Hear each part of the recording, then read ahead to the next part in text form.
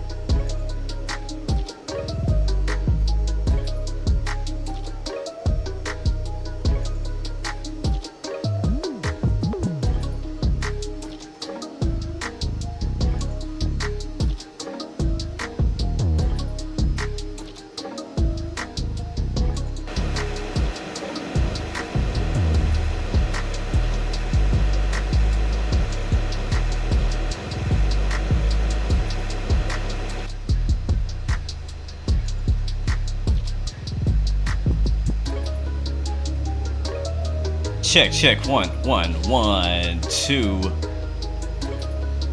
Yes, sir. What's up? What's up? What's up? I'm just kidding. What's going on, beautiful people? Welcome back. It's your boy Blue, and we in this thing, man. Hope you guys having a great day, great week, great hour. No gear, welcome to the stream, man. Pilot Mateo is in the house. Welcome to the stream, man. Good to see you. At Crash, my mood is definitely a mood in the house. Spike flies at his spikiest. Welcome to the stream. FN Solar bringing in the rays. Good to see you, man. Braden 138, welcome to the stream. Worthy, welcome to the stream. Yes, today we're flying from Pittsburgh to Rhode Island with Breeeze Airways. This is a first for the channel. First time I've gotten the chance to fly Breeeze. We're in the E190 today on X-Plane 12, thanks to X-Craft. That's what we're doing today. Flying from Pittsburgh to Providence, Rhode Island, the home of the 2025 Flight to M Expo. Starting the promotion early. You know what I'm saying? But yeah, I'm excited for today's flight. I've been flying this plane a little bit. Yes, definitely a quick flight, hour and a half. You know how we do, man. We don't stick around for long hours. We don't stick around for long, man. We in and out just like that, man. Kenny Elliott, welcome to the stream. Good to see you. No Gear Motorsports. Thank you, man. Appreciate it, bro. Andrew, welcome to the stream. Good to see you. Hope you're having a good day so far, man. Hope you're having a great day. Yes, look at this beauty right here, though. Woo. And she's sexy, though, a little bit.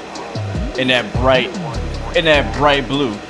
Pyro John, welcome to the stream. Good to see you as well. Good to see you. Mikey D in our house, welcome to the stream. Good to see you. Welcome aboard. Yeah, I do like, that's why, you know, I kind of like the planes with the loud colors. You know, Spirit Airlines, Frontier is not that loud, but it has a pretty cool tail. Geo is in the house, welcome to the stream, man. Geo! Oh, good to see you, man. Jake, welcome to the stream. Caleb Backelman is in the house, welcome to the stream as well. Dimbo275 TV is in the house. I Sing, welcome to the stream, man. How come your scenery is way... I don't have any scenery for this airport. Actually, I have a freeware scenery, which is very, very basic for Pittsburgh. And we have no special scenery except for default scenery in Providence. I'm expecting that to change with Flight Sim Expo coming up next year. It's going to be higher demand for that airport to look a bit nicer before the expo. But that's a whole year away from now. We're not going to worry about that. Right now, thankfully, X-Plane 12, honestly, by default, doesn't look the worst at the default airports. It could be better. There's nothing better than getting a human's hands on it, making it look like the real thing. But it is what it is. Fly high up to the stream, man. in. Welcome to the stream. Diddy Airlines, absolutely. You know how it is. Johnny Bonilla, welcome to the stream.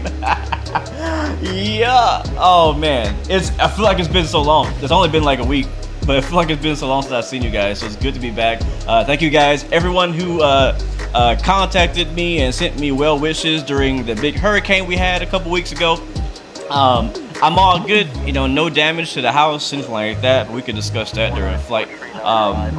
But yeah, so it's good. KPIT Spotter, welcome to the stream. We are in Pittsburgh right now, thanks to the algorithm. Welcome to the stream, man. How you doing, bro? How are you doing? All the friends are in the house. We are on board. Yes, yes, and yes. Again, big shout out to XCrafts for contacting me and kind of inspiring me to do this stream. They didn't pay me to do this, didn't make me do this. He said, hey, there's an update.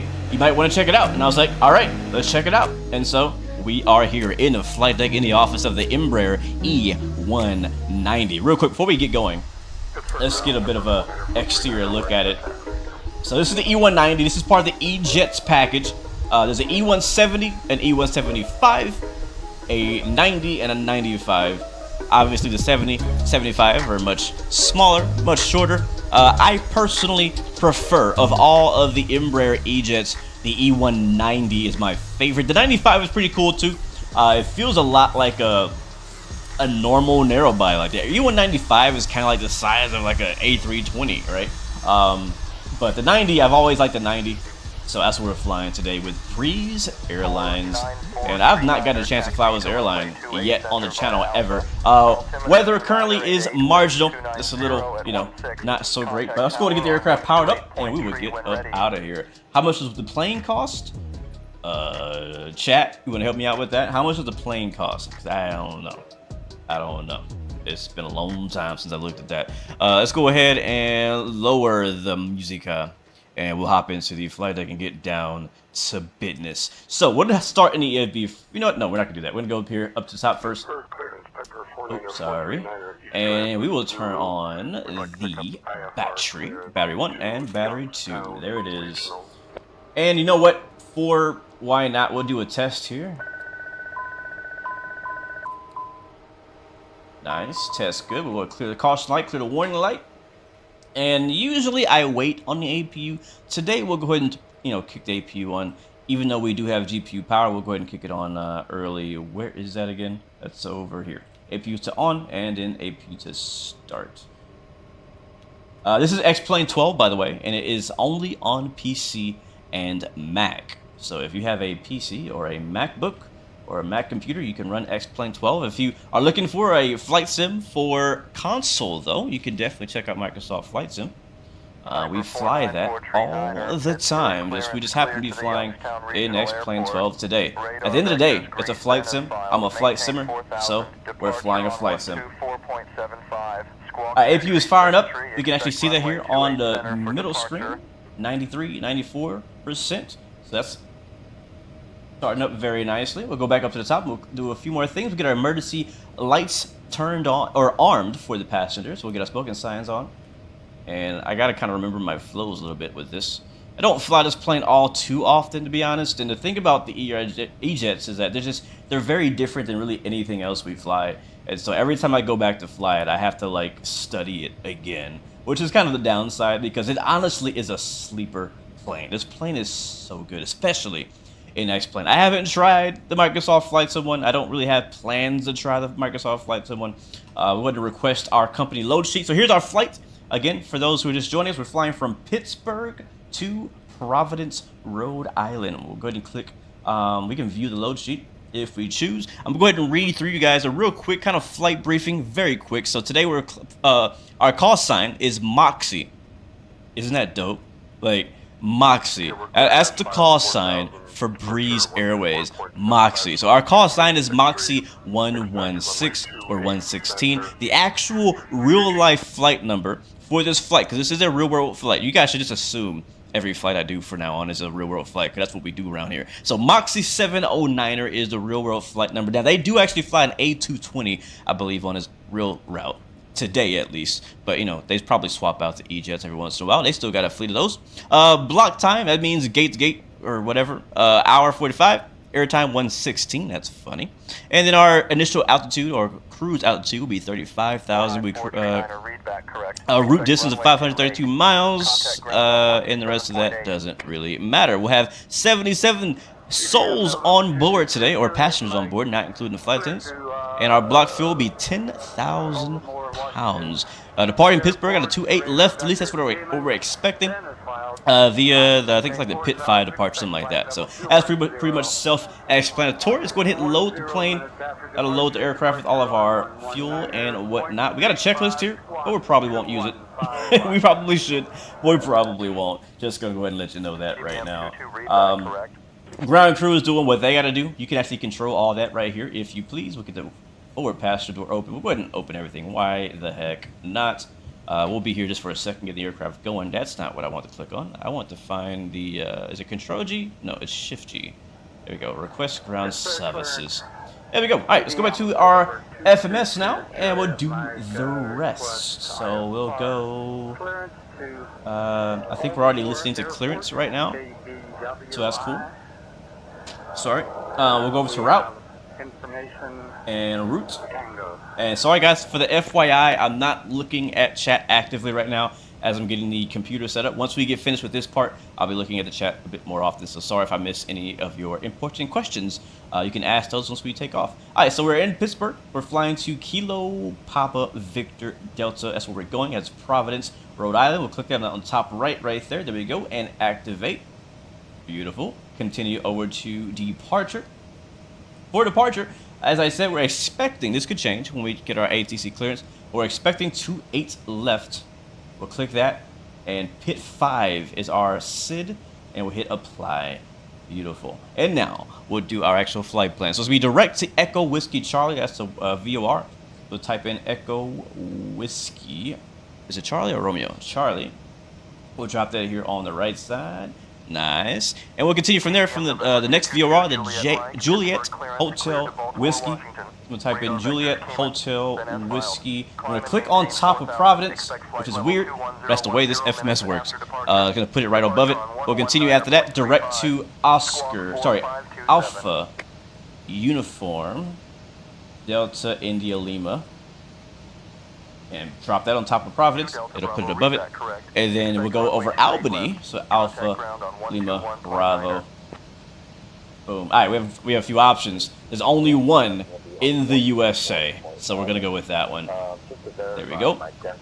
And we'll hit activate on that. And we'll click on arrival on the bottom left. We'll continue to runway again. Providence currently expecting runway 23. And ILS 23 to be exact. No, we're not. Hold on a second. Let me check the internet. You guys still got me in chat? Let me know. I think we got a bit of a... We should be back. But let me know. Confirm that in chat that you guys still got me. You can hear me. You can see me. What's up, FW? That guy went to the stream. How do planes get call signs? I think usually the call signs are the flight number, from what I understand. And the flight numbers are decided by the people who make the routes. And if you have like a private plane, the call sign is based on your tail number. And that tail number is usually chosen by the owner of the plane when it first is made. Sometimes that's a factory. All right, we're good. Inter AL? Yeah, it froze. Yeah, it froze on my end too. It was weird. I don't know why. Like it lost internet connection or something. I checked my internet. We're good there. So we're going to continue. All right, so I was just finishing up the flight plan. Flight plan should be done. Won't take us much longer. APU is already running, so we'll be able to get out of here pretty quickly. So we've already done our route. We've already activated it. We've done our arrival. We've done our runway. And now we can do our takeoff perf. All right, so we'll do that. We will go back to our EFB. And thankfully, these modern EFBs have their own, takeoff calculators and things like that. So again, runway, let me see, was 28 left out of Pittsburgh. We'll type 28 left here. We'll do 202, T02 for takeoff 2 thrust. Condition is fairly dry. Actually, it was a little rainy. We'll put like good to medium because we're getting a little bit of precip in the area. It's a little rain in Pennsylvania right now. Flaps, we usually will go with F2, I think. Let me double check that. Yep, F2. and then we put our winds in. So the winds right now, actually, you know what? Let's get the ATIS. We can do that. Let's get the ATIS here in Pittsburgh. Where is it at? There it is. Center. Advise on initial contact you have information. Zulu. Pittsburgh International Airport. Information Victor. 15510. Pittsburgh International Information. Zulu. Alright, we have two ATISes overlapping each other, which is weird. Variable. Visibility 9 miles. Alright, 29901. We'll see the wind. I'm gonna type it in. It is 190/10. Not too bad. Temperature 23. Temperature 23. Altimeter 2992. 2992. Alright, let's get off of that weird frequency. We'll hit enter on that and compute.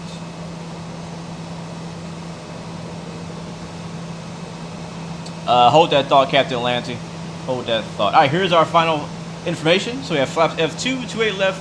There's our takeoff ground weight and V speeds. We should be able to send this to the FMS by clicking on the button up here. Once we do that, we now need to go to our FMS, go to the data link option, load V speeds. That will actually send the V speeds to our primary flight display. That has been loaded. That's good. And now we'll go back to perf. Perf in it. Next page. Is this the right page? I think it is. Yeah, so what's that say? 35,000 feet. We'll type in flight level 350. Go to the top left. For our cruise winds, we'll do 236/57. Again, getting this information from our sim brief flight plan. If you're new to flight sim and you want to do some realistic flight routes, whether it's VFR or IFR, you can check out simbrief.com. Has its own dispatch system to allow you to generate routes from basically any airport to any other airport. That's the way I always do it. So I know most of us know that. For anybody who might be new to flight sim, that might be a resource that you may not have known about. Alright, so takeoff CG, which we can get that from our EFB, back on weight and balance. That's going to be right here. Takeoff CG 21.6. Radar vector still So 21.6. That's good. And for zero fuel weight, we can go get that from our EFB as well, which is going to be 77566. 77566. Boom. That can go right there. Rest of that we don't have to worry about. Is saying, is that fuel right? How much fuel do we need? So yeah, it's right because we loaded 10,000 pounds, but because our AP was running, we've already used a little bit of it, which is the reason why I normally don't start my APU until right before pushback, just to save fuel. But again, since we're not paying for the fuel, who cares? All right, so next page. Nothing to do here. Over to data set. TO2, that's good. Anti-ice, no. Flex takeoff, no. And we go to FMS takeoff now. There's our runway heading. Our slope, we're expecting maybe a slightly contaminated runway. Yeah. There's our wind. So this is actually our current wind or our current location. So we can then reflect back on what we got from our ATIS, which I'll go ahead and grab here myself again just to have it in front of me. But the weather is 200 at 10. So we'll type it in 200/10, and we'll put that right there. Cool. All right, that's good to go. What's up, Jacob Smith? Welcome to the stream, guys. If you guys are just joining in, we are flying from Pittsburgh to Providence, Rhode Island, here in the United States. That's what we're doing today. And we're flying the E-Jet, the E190 today. Love this plane. All right, I think we're all good to go here. Let's go through our screen. So our route page is all good to go. We can go through next and check that. We could go to flight plan, make sure we don't have any discontinuities, which is pretty important. We have vector departure here, which is just fine. We have one discontinuity right here after Albany. I think that's going to be fine because that's our approach. The only issue I have with this, though, is it seems like we're missing our arrival. So let's go back to perf. Is it descent? No. Takeoff? No. How do I get there again? Departure. Yeah, that's good. How do I go back? How do I get to the arrival? Maybe I need to go to the end of the flight plan and click on the runway. Nope, I didn't do it. Departure, takeoff. Nathaniel, that's your home? Sweet, man. Oh, good to be in your home state and city, Pittsburgh. Man, how do I get to the arrival? I'm tripping right now.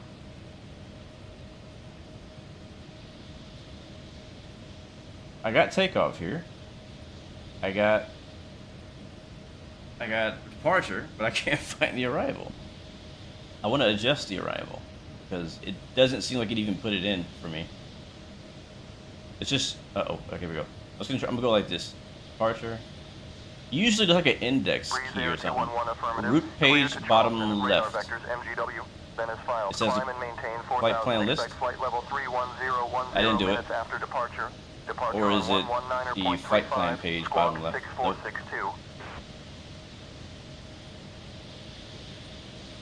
Runway SID. Clear to Charleston as filed. Radar vectors to MGW. Oh, VNAV? 4000. Inspect Wait.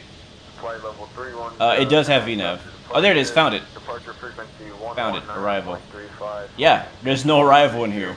I was like, that isn't right. Alright, so we're defending. We're descending the Whipper 3. Sorry. Via Albany. Yeah, we didn't have a whole flight plan. I was like, something's missing. This is why you check. This is exactly why you check. I apply, activate. Alright, now go to flight plan. Now let's take a look. We have a discontinuity here after Albany. So the reason we'll do, we'll hit delete. And we will delete this one. And we'll delete that that heading select as well right there. There we go. So that should be good. Activate that. And sweet. Alright, on the flight plan. We'll scroll through our flight plan one last time, making sure there is another discontinuity. What's that one for? Okay, that one's fine. That one is vectors. That one I'm okay with. Plus, you can also see that the actual numbers on the right side. If you don't see these numbers on the right, your VNAV is not going to work. Right? If it's just like a bunch of zeros or a bunch of open boxes, that means that your VNAV is not, like you've missed something in your flight planning. The most important thing in any aircraft about getting VNAV to work, and if you guys don't know what VNAV is vertical navigation. Allows the aircraft to climb and descend basically on its own and do its own calculations. Alright, I think we're good there. But if you don't program the box right, you're not going to get that right. Alright, guys, we are about ready to push back. It's going to get all the doors shut and the... Is anybody out there? Let's see. Let's do a walk around. Let's do a walk around. Rock City is in the house. Welcome to the stream. Good to see it. Bronson, what's up, man? Good to see it. Bronson, this is X-Plane 12.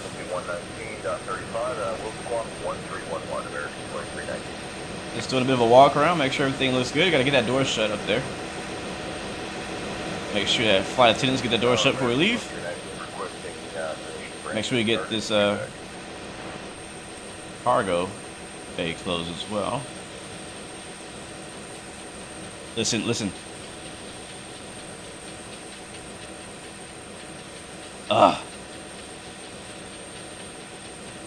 I love that ticking sound. That's something that the 777 is missing in that Microsoft. American 2319er contact ground on 121.9er for pushback and start clearance. Missing the clicking. I'll tell you what though, this aircraft, in my opinion, probably has the most beautiful engine, like 3D model and texture of an engine of any like plane in flight sim, period. I can't think of a plane with a nicer, more detailed looking engine blade than this one. Avelo's jealous. We need to go back and fly Avelo again. We do. I found out that they finally fly into Houston now. Look at that freaking gear, bro. Look at that gear.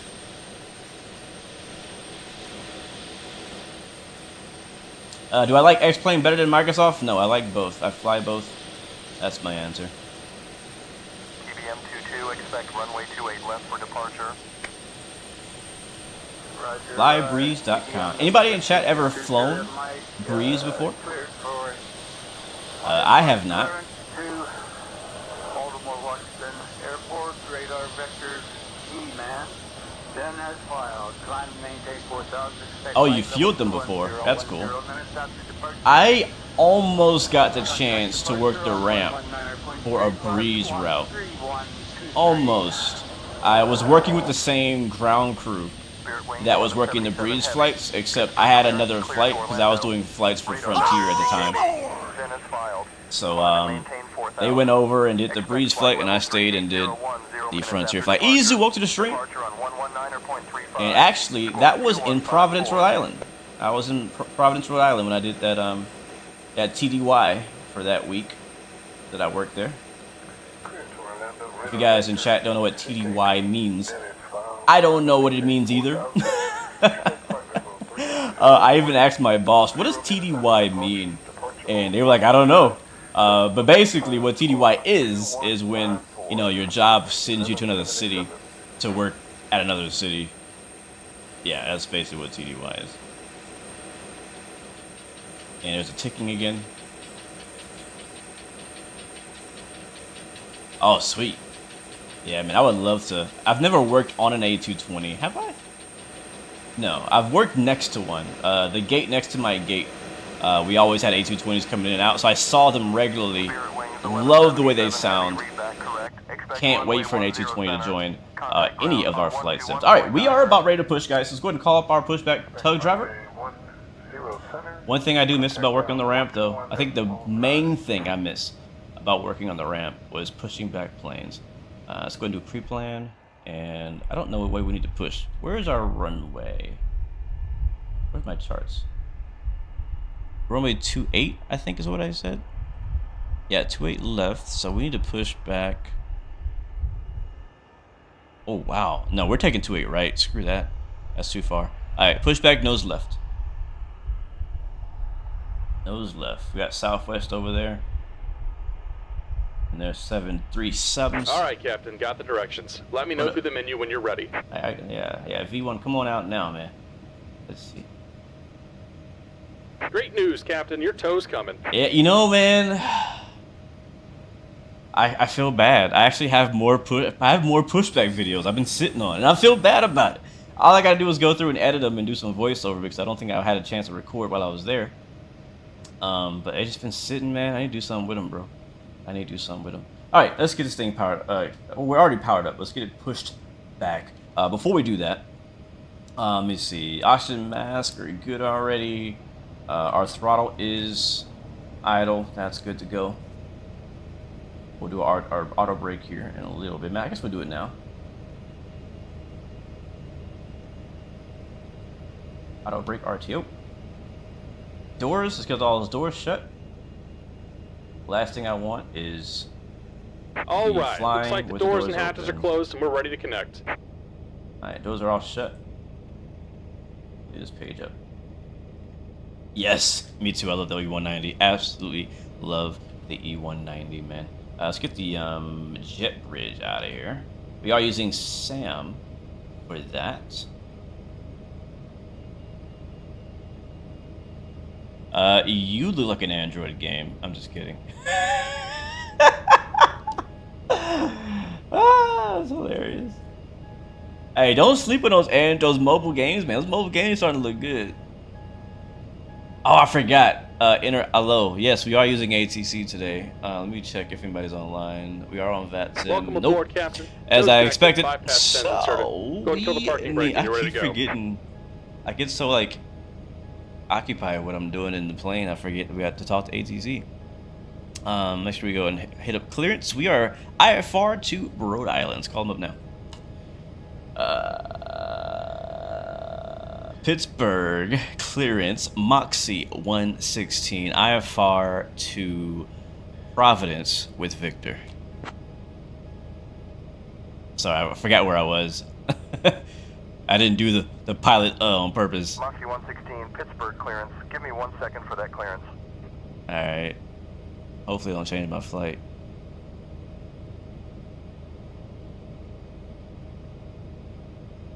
Moxie 116 Pittsburgh clearance cleared to Providence. Radar vectors EWC. Then as filed, climb and maintain 4,000. Expect flight level 35010 minutes after departure. Departure on 119.35. Squawk 6257. Cleared to Providence via radar vectors Echo Whiskey Charlie. Then as filed, climb, maintain 4,000. Expect flight level 35010 minutes after departure. Departure on 119.35. Squawk 6257. Moxie 116.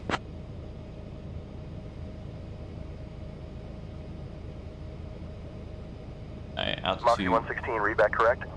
Beautiful. Alright, let's get our altitude set to 4,000 here. That's our initial climb. We've been cleared at.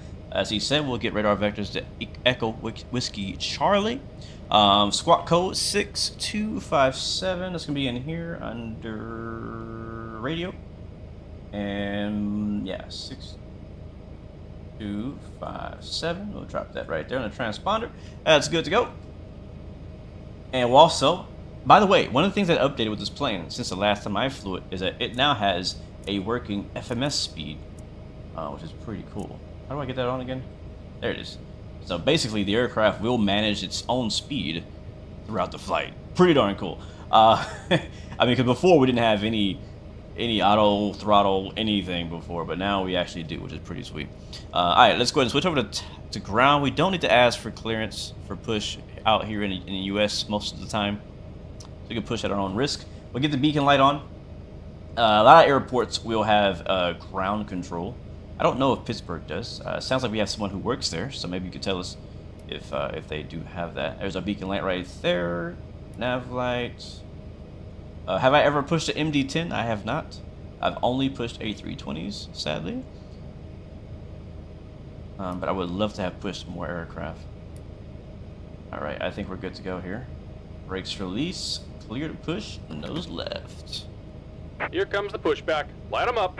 Pittsburgh does have ground control. Nice. Or ramp control, whichever. Yeah. Cool. When does v1.1 come out of beta? I believe it's already out. I believe they've already done the full release or whatever. Let's do a bit of a drive-by here. Watch this beautiful bird push back in that bright blue Breeeze livery.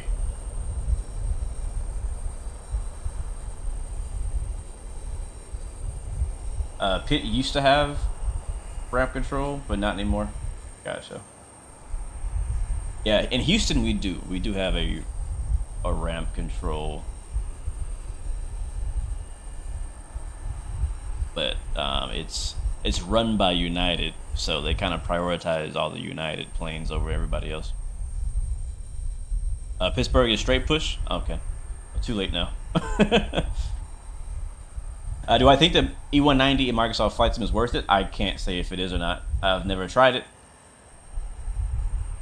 I've only flown the E190 in X-Plane. I like it so much that when I fly E190s or any E-Jet, it's always an X-Plane. I haven't even thought about flying it in Microsoft Flight Sim.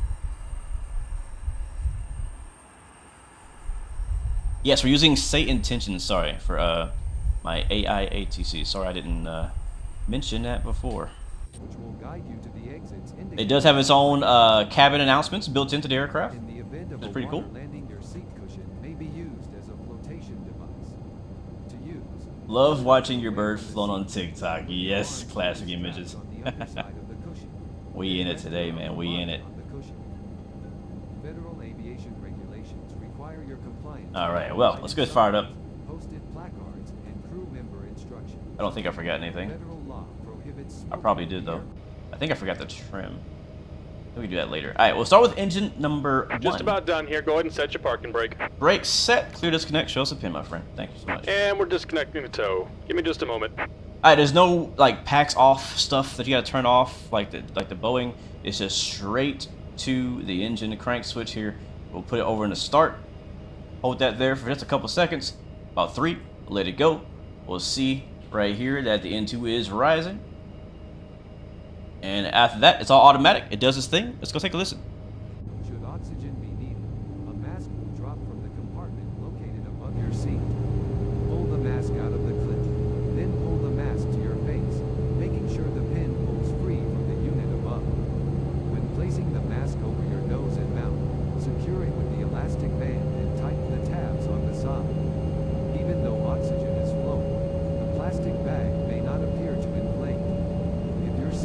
someone needing assistance, put your mask on first. And we're disconnected. Signal and pin on the right. Take it easy and have a safe flight. Please check to make sure your seatbelt is securely fastened low and tight, that your tray table is up and locked. All right, sounds like we got a good engine on, good engine start on 2. It's still stabilizing, but it's good to go. Clear on 2. Oh, sorry, I was on 1. Clear on 2. Starting 2. We'll listen to this one from the outside view. Cover your ears. It might be a little loud outside. Make sure you have your PPE.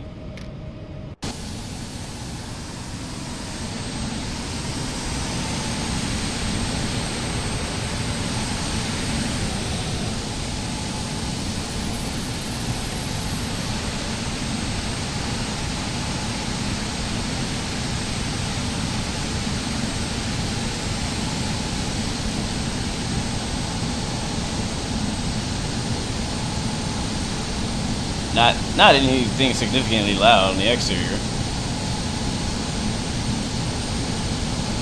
Might not be done. It's still spooling.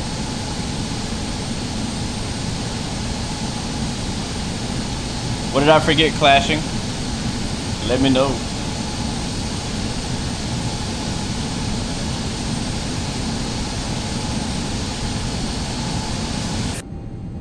Yeah, I didn't really hear much. But we might not have been at the best angle for that. Alright, so just gonna kind of double check because I haven't flown this plane in a while, so I just wanna make sure that everything is good. That's why we're taking our time getting her in the air. Nice short flight today, guys. Hour and a half, cruising at 35,000 feet out to Rhode Island. So it doesn't hurt to make sure everything is right before we get in the air. We get an APU shut off though. Now the engines are running, and we'll set our barrel, which I believe was 2991, which is right here. Alright, 2991 is set. We'll also already have set our altitude of 4,000 feet. Our V speed, our V2 is 134. That's already automatically set and pre-selected by our FMS speed being selected.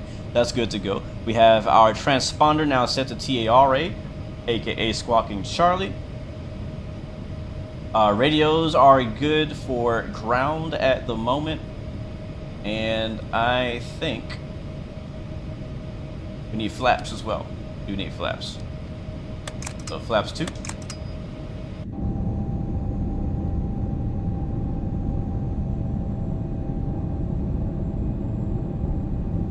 Hydraulic pump A comes on? Okay.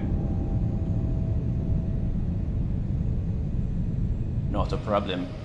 I don't remember ever touching that, but it's on now.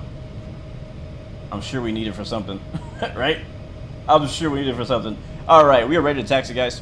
Let's go to get our taxi lights on. Which is our nose light. No, that's our landing lights. Nose. There we go.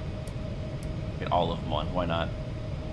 And we're ready to go, guys. Let's go call it for taxi to, hopefully we can get 28 right. Because we were expecting 28 left. We'll request 28 left. 28 right. We're closer to 28 right. I don't know if they use it in real life for takeoff, but it's much closer, much more convenient in our particular scenario here. So let's go call them up and ask for taxi clearance. Pittsburgh ground. Moxie 116, ready for taxi, requesting runway 28 right with Victor.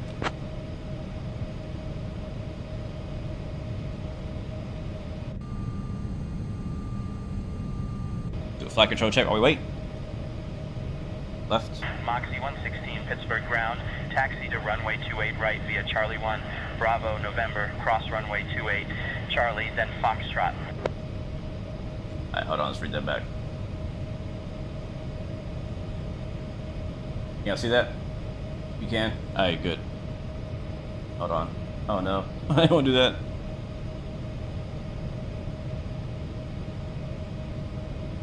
Alright, he said... All aboard! I'm gonna get my thing out here. Here we go.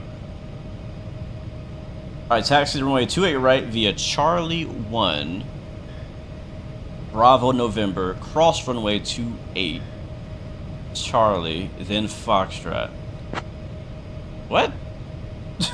That is what he said. So Charlie 1 to Bravo. And we should just be taking Charlie to 28, right? Bravo. Oh, this is Charlie. What is this? This is Alpha. And it says cross. Oh, there goes my camera again. Why are you doing that? Why? We're just getting started. You're already killing the cam. Foxtrot? Where the heck is Foxtrot?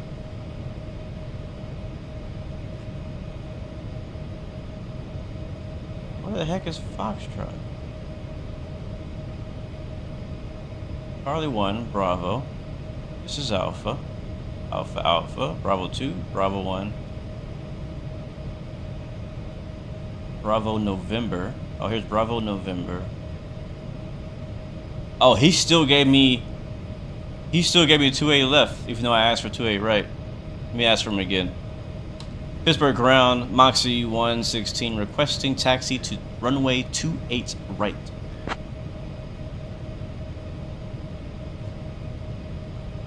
Yeah, Foxtrot is way the heck down here. Moxie 116, taxi to runway 28 right via Charlie 1, Bravo, Bravo 2, cross runway 28 right, then Alpha, Alpha, Alpha. She still gave, okay, whatever. Ground, Southwest 2236. Can I get the They still gave me, yeah, I think the AI is confused of what we want. So we're just gonna go to 28 right and hopefully get takeoff clearance from there. All right, bet. Let's go.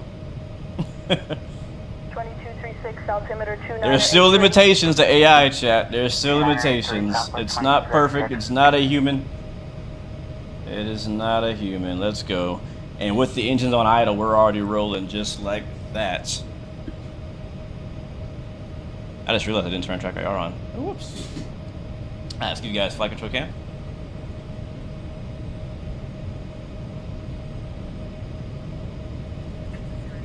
And we are rolling, Ground, chats. Southwest 2236, ready to taxi. We are rolling. Yeah, that's for 28. We're not doing 28 left, guys. That's too far. That is too far.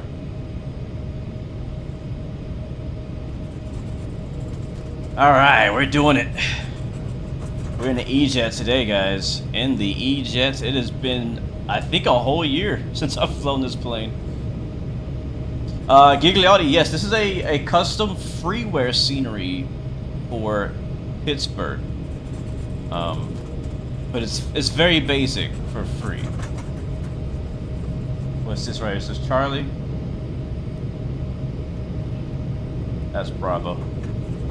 It's very basic, so they didn't redo the terminals. The terminals are all being used using like default terminal building 3D models. But I would assume, because it's custom, that they have at least customized like the runways as far as like the taxiway locations and things like that. I would assume. They see me rolling. Yep.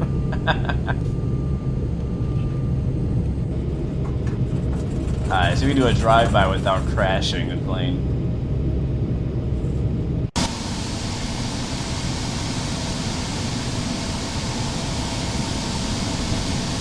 There she is, the E190.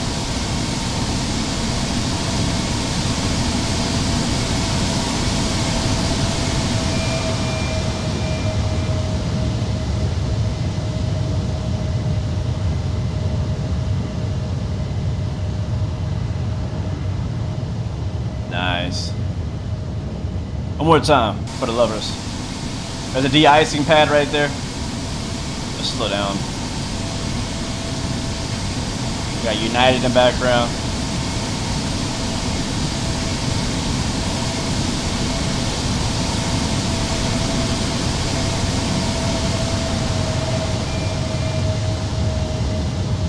Oh my god.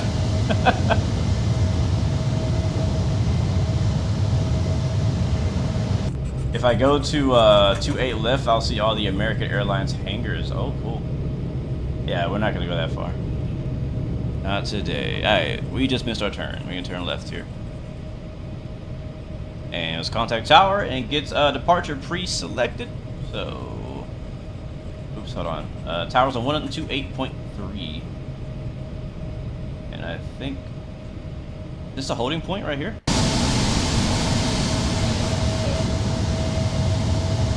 Nice. Nice taxiing, Blue. Alright. Pittsburgh Tower, Moxie 116. Ready for departure.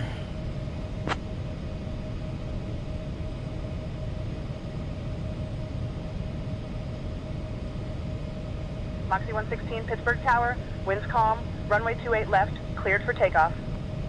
Oh boy. 28 left, clear for takeoff. Moxie 116. Yeah, I'm lying to her. I'm lying to her so bad. I'm not using 28 left. We're not using 28 left. We're using 28 right. I don't think they know the difference. Alright, chat, airplane mode is in the chat. Let's get this thing ready to go. Line up on the runway, landing lights are on, zero cockpit. Let's get it! Miggity Mike, thank you so much, man, for being a member and supporting the channel. Appreciate you so much, man. They still have A320 family maintenance from the U.S. Airways days. Wow. Is Pittsburgh a hub for anybody? Is there like a hub presence in Pittsburgh for any airlines? Like American, maybe? Thank you so much, Miggity Mike, again. Greg Hill, what up, man? This is not a part of our A Pilot's Life series. This is a one-off with, this is a contract. Call it a contract flight. We're being hired to fly this one leg for Breeeeze because we're such a special pilot. All right, we're lined up on the runway. A couple of things we need to do before we take off. We need to press the toga button. I know, it's weird, but it's not actually gonna do anything just yet. So we're gonna actually do arm our auto throttle right here. There we go. Autopilot is set. I think we're gonna use our heading mode is off. We didn't set that. 282, what needs to be? Southwest 2236, Pittsburgh Tower, runway 10 center, cleared for takeoff. And there it is. Clear for takeoff, 10 center. Toga button has been selected, but it doesn't actually activate until you push your throttles forward. So that's why I didn't do anything. I'm gonna clear that message out. All right, let's get it. Chrono on. Contact departure. I always forget that. Chrono. Come on. On. On. There we go. Let's get it. Alright, takeoff activated. Contacting departure, Southwest 2236. Airspeed is alive.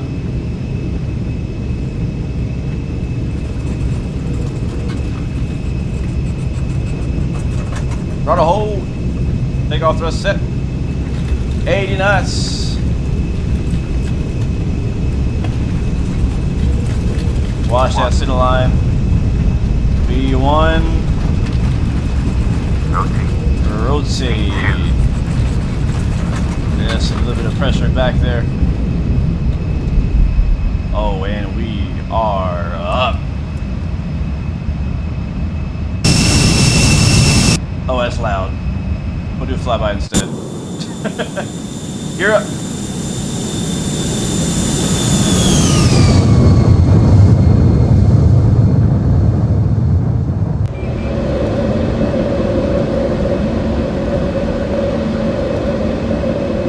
Alright, let's watch our speed here. We're climbing out. Following the flight director. Moxie 116, contact departure. Contact departure, Moxie 116. That's back to the right. Oh, we gotta turn around. Alright, flaps up. Oh, turbulence. What is going on? A little bit of turbulence.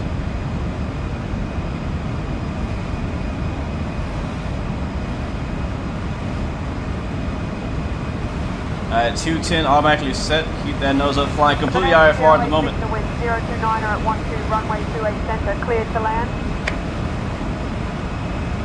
Alright, it's 215 knots, passing 3,000. Center, necessary center. We're vectors. Keep that nose up, keep that nose up.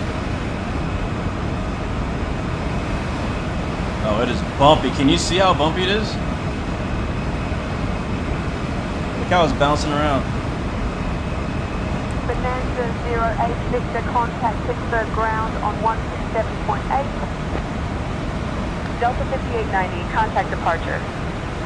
Keep the nose up, nose up, nose up, nose up. Delta 5890. Nose up, nose up, nose up. Alright, autopilot on. Pittsburgh Tower, service wing 1177 is holding short. Runway 10 center, ready for departure. Alright, we're hands free. Let's contact departure. Departure is going to be on, I think it's 119er or something. 11935. Spirit wings 1177 heavy, Pittsburgh Tower winds 150 at 11. Departure, Moxie 116, level at 4,000.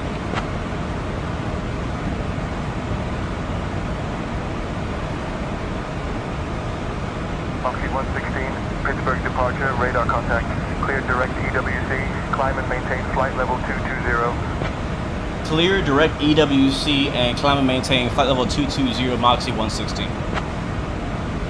Alright, let's go.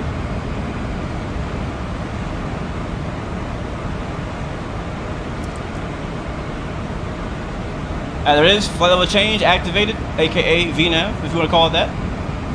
Flaps are up, gear is up, we're up. And we're clear direct to EWC. We'll click on EWC here, put it on the top, hit activate, and boom, we're direct. You can go down here to our MFD, we can scroll the screen out a little bit if we want. We can see here on the left, we're at 250 knots, passing 4,400. We are climbing out, and we are 10 miles from EWC, and we're still in the soup in the clouds. Can't see much of nothing, but look at that wing flex. Woo, look at that wing flex. Look at that wing flex.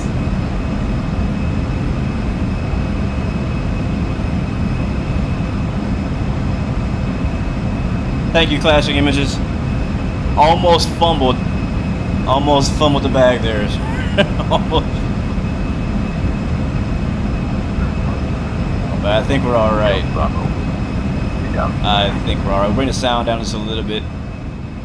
Skyhawk November 172 Delta We should be out of these clouds in a little bit. Like I told you guys at the beginning, there was a little bit of weather around the. Actually, not a little bit. There's a lot of weather that I'm looking at. Let me show you guys on the Volanta map here. Oh, hold on. Never mind. We're breaking out. I'll show you later. Anyways, where we're flying out of right now, there's a few storm cells. Actually, some pretty big storm cells in the area around, like from Cleveland to Pittsburgh to Harrisburg, all over Pennsylvania and whatnot. Moxie 116, climb and maintain flight level 240. So I'm maintaining flight level 240, Moxie 160. At a set. Again, it's basically auto throttles on. Like, what's crazy is with regional jets, you know, it's kind of been used to having to like manage the speed the whole way. But what's cool about the E-jets is that you don't have to do that. It flies kind of like any other modern airliner. It has its own managed speed mode, and you know, I mean, you could call it VNAV. They don't call it VNAV, but you can call it VNAV or auto throttle, stuff like that. Pretty nice. What up, Blaze? Welcome to the stream, man. Good to see you. Yeah, I'm looking forward to the A220 for sure. Looking forward to the A220 for sure. Be in the control of the plane. Nope. Right. Right. You raw dogged LAX to Qatar 16 hours. No music, just a flight map. Jesus. Tommy, no, I'm not back with Aero Mexico. We're just flying a one-off flight for Breeeze right now. For Breeeze.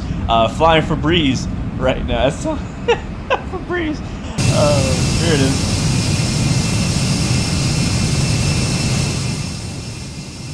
We'll show off the fit. There it is. A little bit of condensation coming off the wings. HD, yes. Contact Cleveland Center on 121.075. Over to 121.175. Moxie 116. Look at that massive thing right there. Oh man, hold on. 121. There we go. I want to see if we get bumped through this. 518 Providence, destination Latrobe. Yeah, so we see if we get any chops through this. That's something you would normally fly around. You normally would fly around that cell. Let's see what happens when we fly through it. Moxie 116 climbing to flight level 240.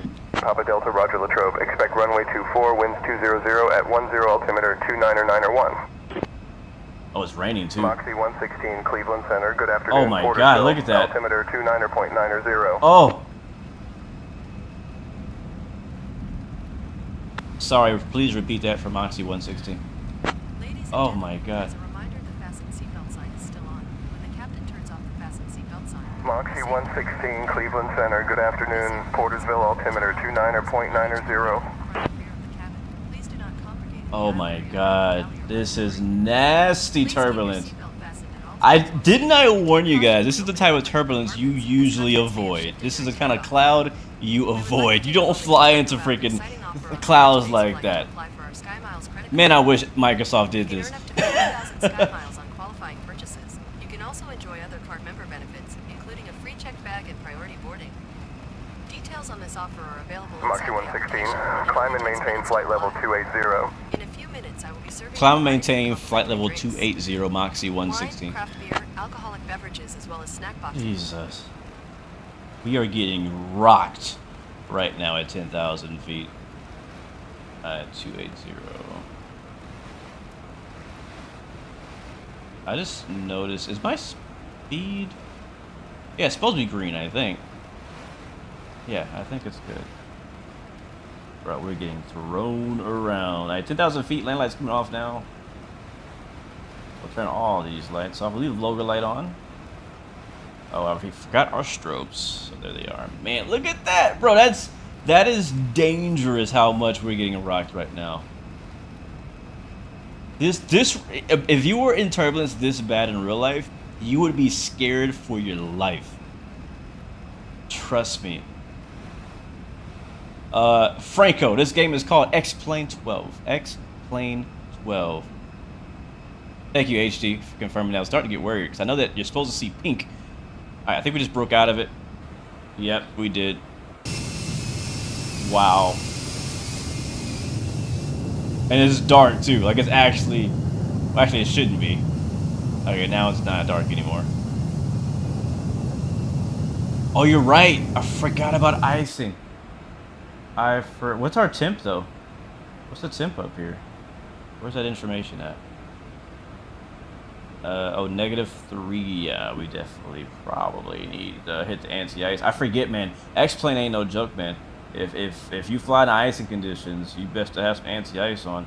Now, where is the anti-ice? I've never used it in this plane. Cockpit lighting, passenger signs, fuel, electric, hydraulic, windshield heating. I think it's on auto already. I think it's on auto. I don't think I need to. Does that mean off? Usually, kind of the mindset of the Embraer is that if the light's off, it's on. Flight level 300.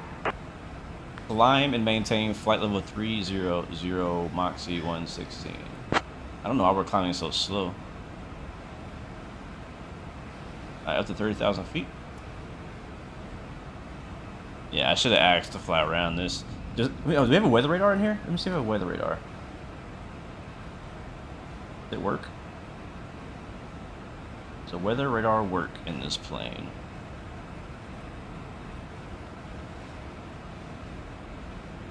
HD, help me out. Does a weather radar work in this plane? I know you fly this thing all the time. Same if CST is still around. He might be streaming by now. I know he's streaming his plane later too. It's not like, yeah, I can't even click on weather. I don't think it's working. I don't think it's I think it's, look at the freaking yoke. Can you imagine if I had a force feedback yoke right now and it was rocking like this? Okay, if I do that, it actually moves it. But in between my legs, it does work. How do I turn it on? My auto ignition, is it on? Where is that at?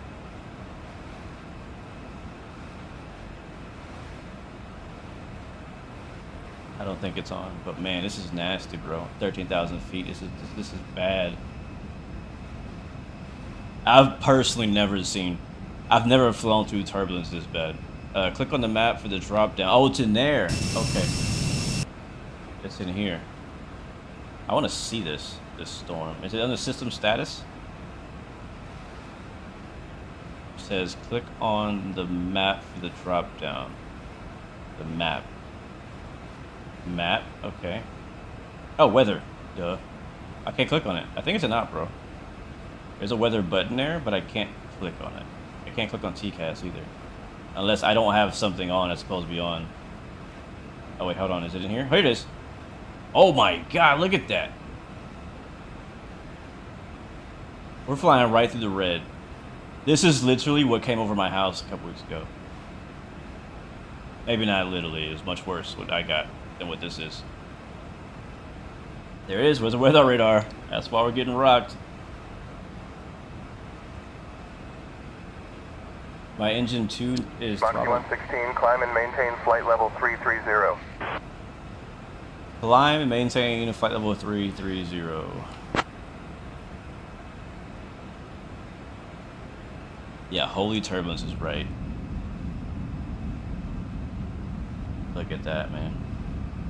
Wing flex is not bad though for an E-Jet. Not bad at all. Seatbelt sign is on. It is on. It is on. Ladies and gentlemen from the flight deck, your captain speaking. We ask that you remain in your seats. We may be going through some slight turbulence for the next 5 to 10 minutes. Just getting our way through some of these storms. But don't be worried. As long as you stay in your seat, you'll be just fine. Expect some light bumps, some light chops. Again, for the next 5 to 10 minutes. We ask that you stay in your seats, flight attendants. We also ask that you pause on the cabin service and go to your jump seats until I call. Thanks for flying, Breeeze. And we'll see you in Providence.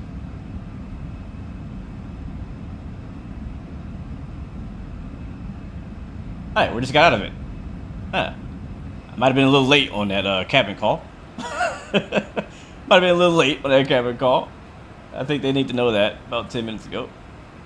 Better late than never, right?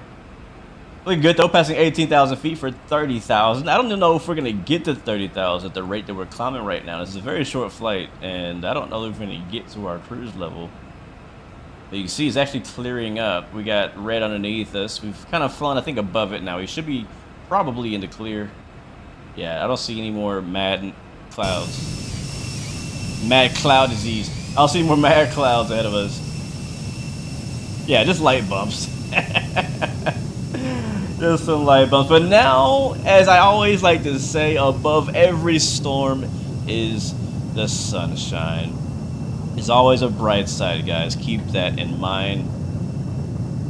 Nothing, you can't go any farther in life with a negative mindset than you can with a positive one. If you gotta suffer through it, you might as well, you know, embrace the suck. Moxie 116, climb and maintain flight level 350. Climb and maintain flight level 350, Moxie 116. Why are we not on nav mode anymore? Hold on. Give me direct JH dub. And nav. There we go. I also noticed that, shouldn't this be pink too? Thank you, HD. I just noticed that. Is Active Sky worth it anymore? Active Sky for me,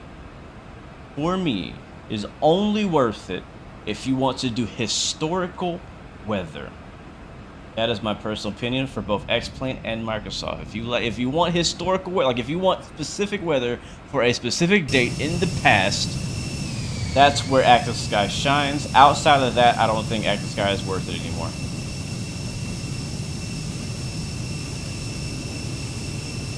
It doesn't add any value for me. Nairobi to Zanzibar. Where is Zanzibar at, please? Where's that at? All right, well, guys, we're up. We're through the worst part. I was not expecting that, to be honest. There's nothing worse than being in a small plane when you have really bad turbulence. So that was definitely gonna be a really bad experience for our passengers. But thankfully, we're out of it. Thankfully, we're out of it. So now we get a chance to see what she looks like in the sunshine. Blue on blue. It's Tanzania. Oh, okay. What airline flies that route? Nairobi to Zanzibar. What airline flies that? It sounds like a long flight. Oh, it's a 1 hour flight in an E190. What airline is that? Kenya. Oh, you flew it last week. Okay.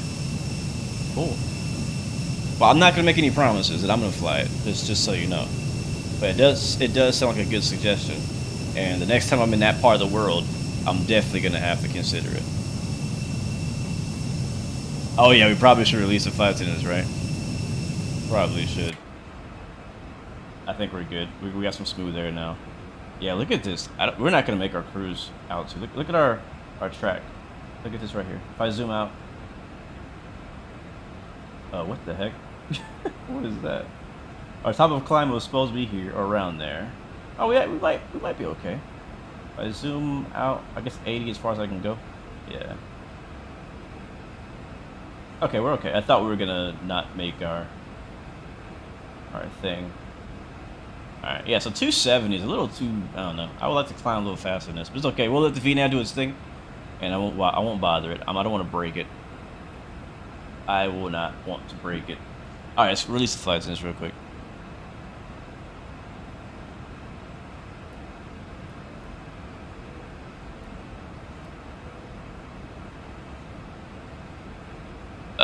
Ladies and gentlemen, flight decks, your captain speaking one more time. We've gotten through the worst part of it. Expecting some clear skies for the rest of the way. Headed to Providence, Rhode Island.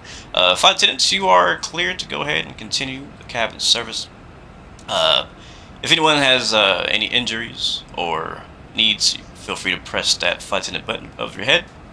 Otherwise, enjoy the window seats. We are about 45 minutes out from Providence, Rhode Island. Enjoy the flight. This is your captain. Thank you.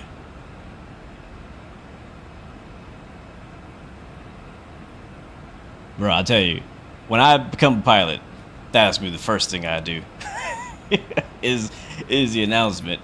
And I don't know. I don't know if I can be serious with it after all these years of flight simming. You know what I mean? Like, I don't know if I can be serious.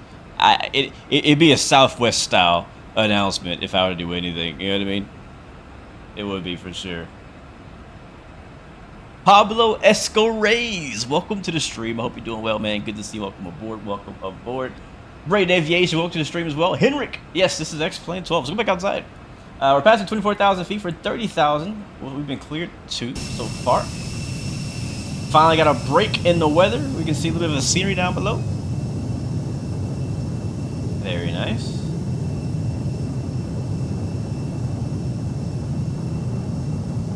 Am I working towards it? Yeah, sorta. I want to get my license and whatnot. You know, it's just the financial roadblock, the usual. But I'll get there. I'll get there. So I'm wishing you luck though on your. Oh, there's a turn on becoming a commercial pilot. Again, I don't necessarily know that I'm gonna work for like United or like a actual big major airline, I think I might like flying private jets. I don't know. That's kind of what I'm interested in. Like, I would love to fly like private when I get my license. That's kind of what I want to do. Why are we turning so much? Okay, we're okay. 'Cause it worried me because last time that happened, we were in Japan and the plane was just doing 360s, and I was like, why are we turning? But we're good in this case. But yeah, I would love to fly private jets, turboprop, stuff like that, bush flying as well.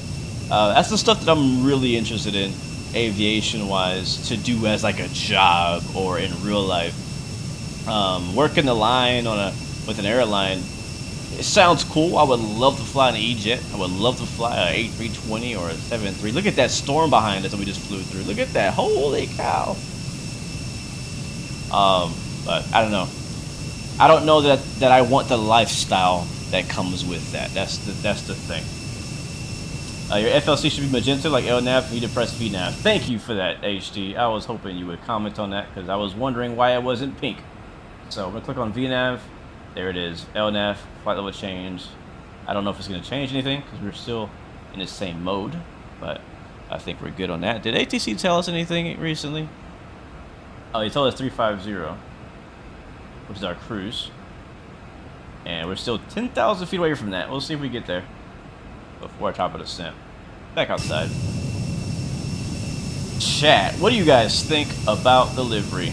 Love it or hate it? I think that the Breeeeze livery is a love or hate livery. There's no in between. Either you love this livery or you hate this livery. And, you know, I think it's actually growing on me. I love the way it looks in person. I think it looks amazing in person. It pops so much. It reminds me of the Amazon Prime livery. I love that livery too. But then I saw it in the sim. I was doing some testing. I don't know, for some reason, maybe it was the angle I was looking at it. Maybe it was the lighting. I don't know. But I wasn't feeling it. But today, I'm feeling it again. Is the tail number November? Yeah, I can show you the tail number. I have not looked up this tail number. November 102 Bravo Zulu. That is the tail number that's on the livery. I don't normally look up the tail numbers that are on the liveries, but I know that a lot of these livery designers do put quite a lot of effort. Do I not have a view? There we go.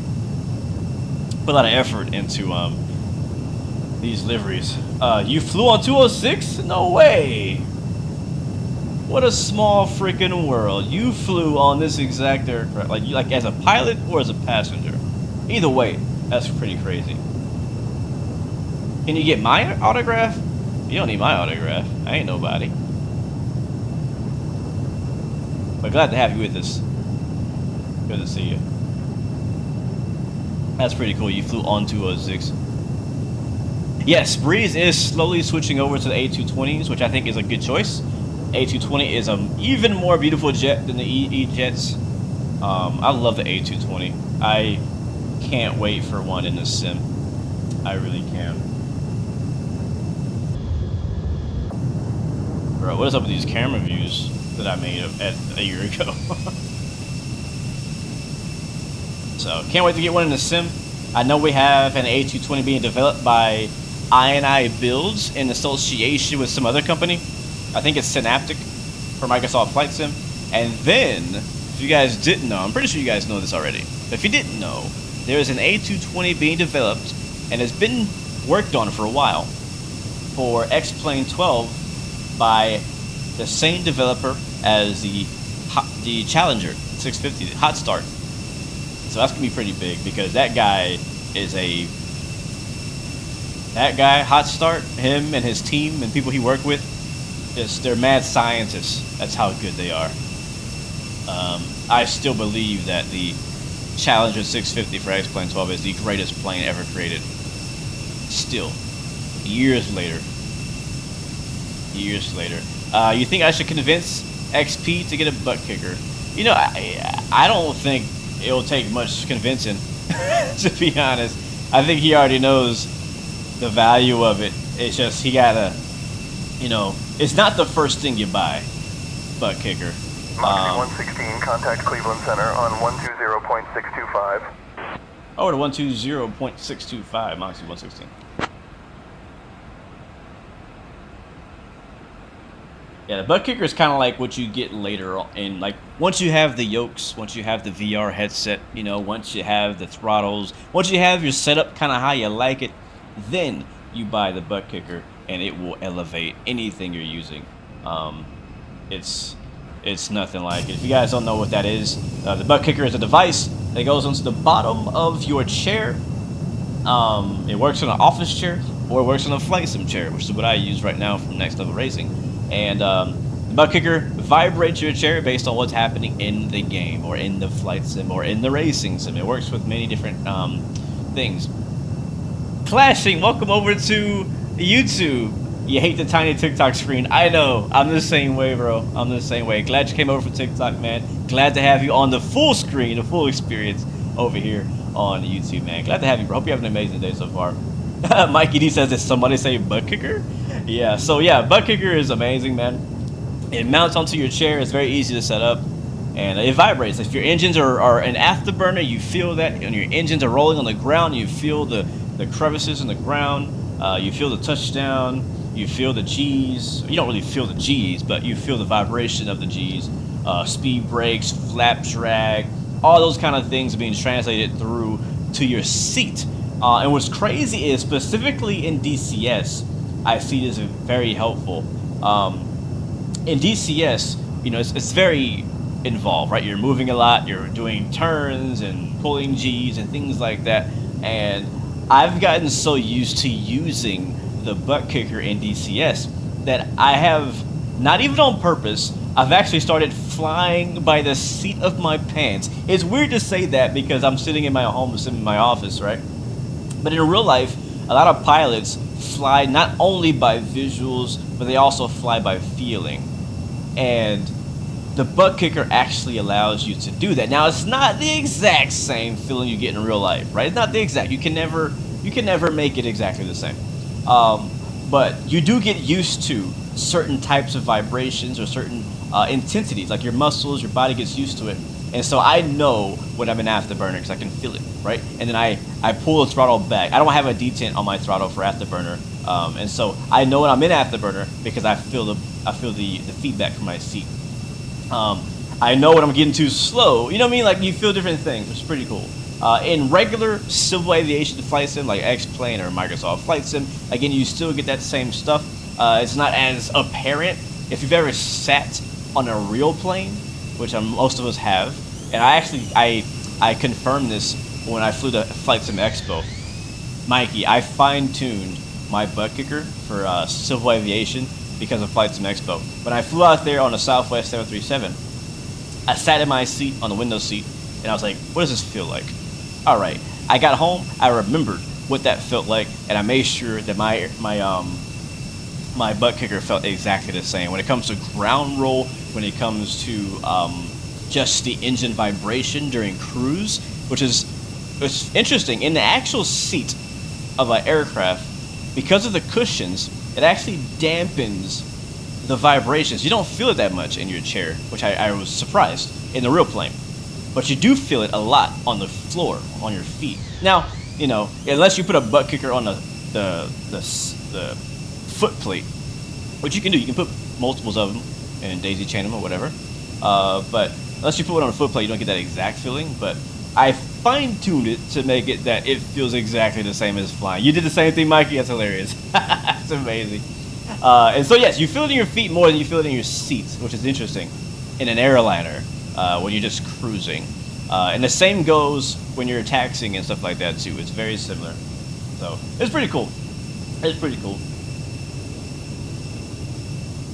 Afterburner on an Airbus? No. Destiny, we are flying from Pittsburgh to Providence, Rhode Island today. Welcome aboard. Good to see you. That's funny that Mikey did the same thing. Oh, man. Oh, man. Hold on, I missed Clashing's chat. What did he say a second ago? Having a great day sitting on a reserve, making money playing video games. Best job in the world. That's amazing. Hey, nothing better than making money playing video games, especially if it's video games you like to play. That's for sure. What's the seat I use? You just joined and have been looking for one for flight sim. Yes, for my setup, I have the Next Level Racing Flight Simulator Boeing chair. That's what I'm using right now. They just recently released the Flight Simulator Pro military chair. You'll see a video from my channel about that soon. I already have a video about the Flight Simulator Pro chair. The only difference between the Flight Sim Pro and the Flight Sim chair is the Flight Sim chair comes with its own foot plate and things like that. The Flight Sim Pro is only a chair. It doesn't come with like a foot thing. It basically you can push that up to a desk or up to something else. But yeah, Zach, yes, I have a butt kicker.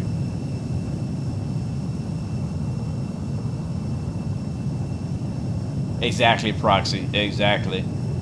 So I took advantage of that flight that I did in real life to fine-tune my butt kicking settings on my chair. By the way, I want to say that the butt kicker that we're talking about is not included with the chair. The chair is just a chair, but the chair is compatible with motion platforms and with the butt kicker as well. So if that's something you want to get into later on, you can definitely do that. Do I recommend Say Intentions?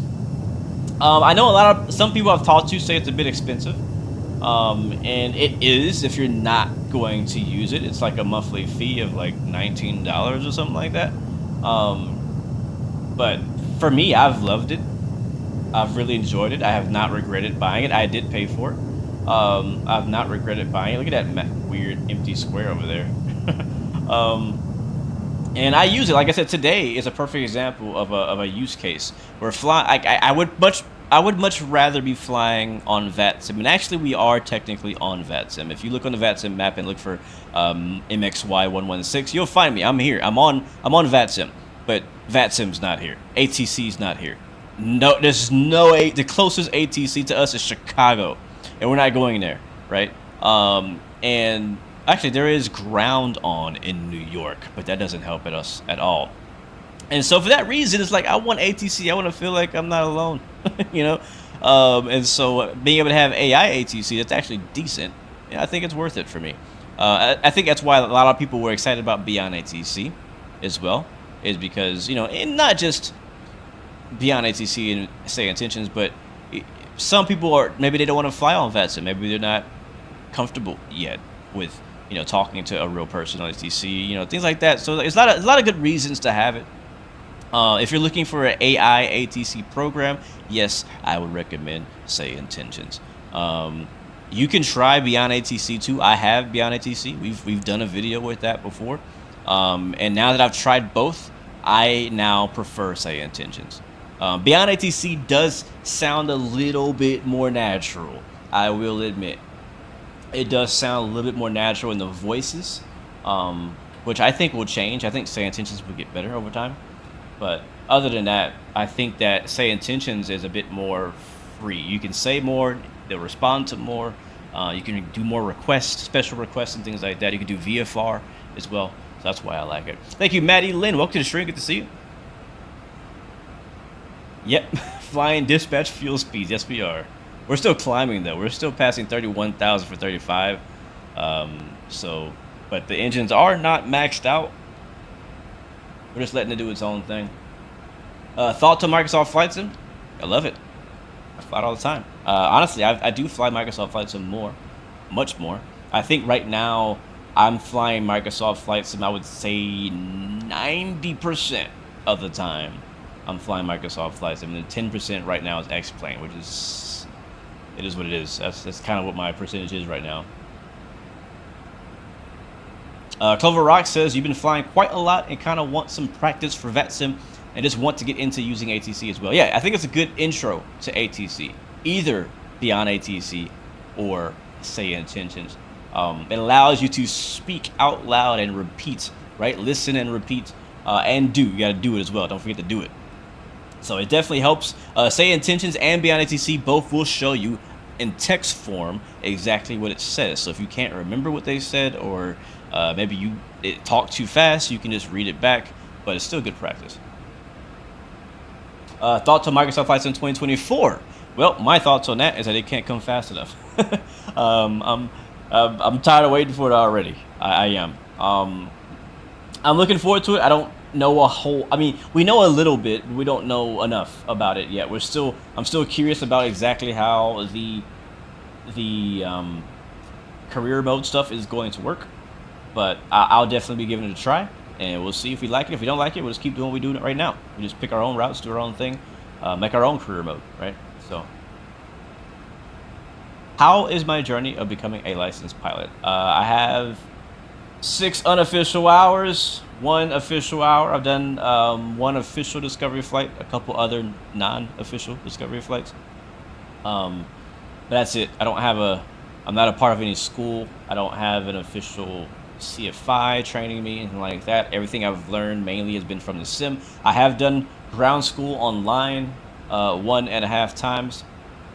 I will do it again when I get closer to actually getting in the plane and flying, like really pursuing it. Like I am pursuing it, but like I'm not actively going out and doing flight training flights.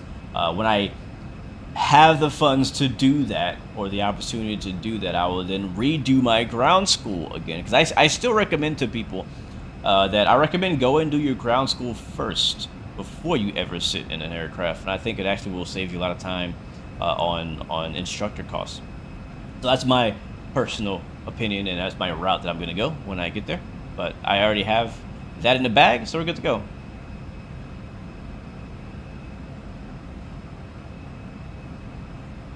You're still afraid you're gonna need a NASA computer to run Microsoft 2024? I hope not, man. I hope not. I mean, right now you don't need a NASA computer. You need a high-end computer right now, but you don't need a NASA computer right now. For X-Plane, you darn near need a NASA computer to really enjoy level it. 320.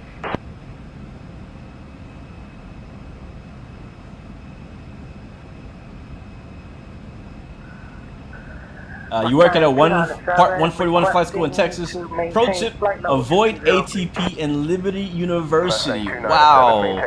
Chat, you hear that? I know we got a lot of flight school students in the chat. We got some advice coming in from a Part 141. Part for 141 guys says, avoid ATP and Liberty University. Wow. I personally never intended to go there. That was kind of the advice I was given a while back as well, to not really go that route, so I don't plan to do that. So, get a first class medical first before spending too much money. Yes, that too. 2907, climb and maintain flight level 320. Do I use global forest? No, I do not. I don't have any forest or vegetation mods. Fabio, you're a carpenter. Cool. What you building then? We are flying from Pittsburgh to Providence today, guys. Pittsburgh to Providence. We are 30 minutes out. So we're currently flying over New York State. I know you can't see much because it's just really cloudy. There's quite a lot of weather and some rain cells out here. We actually might fly through another one on our descent, maybe, into Providence.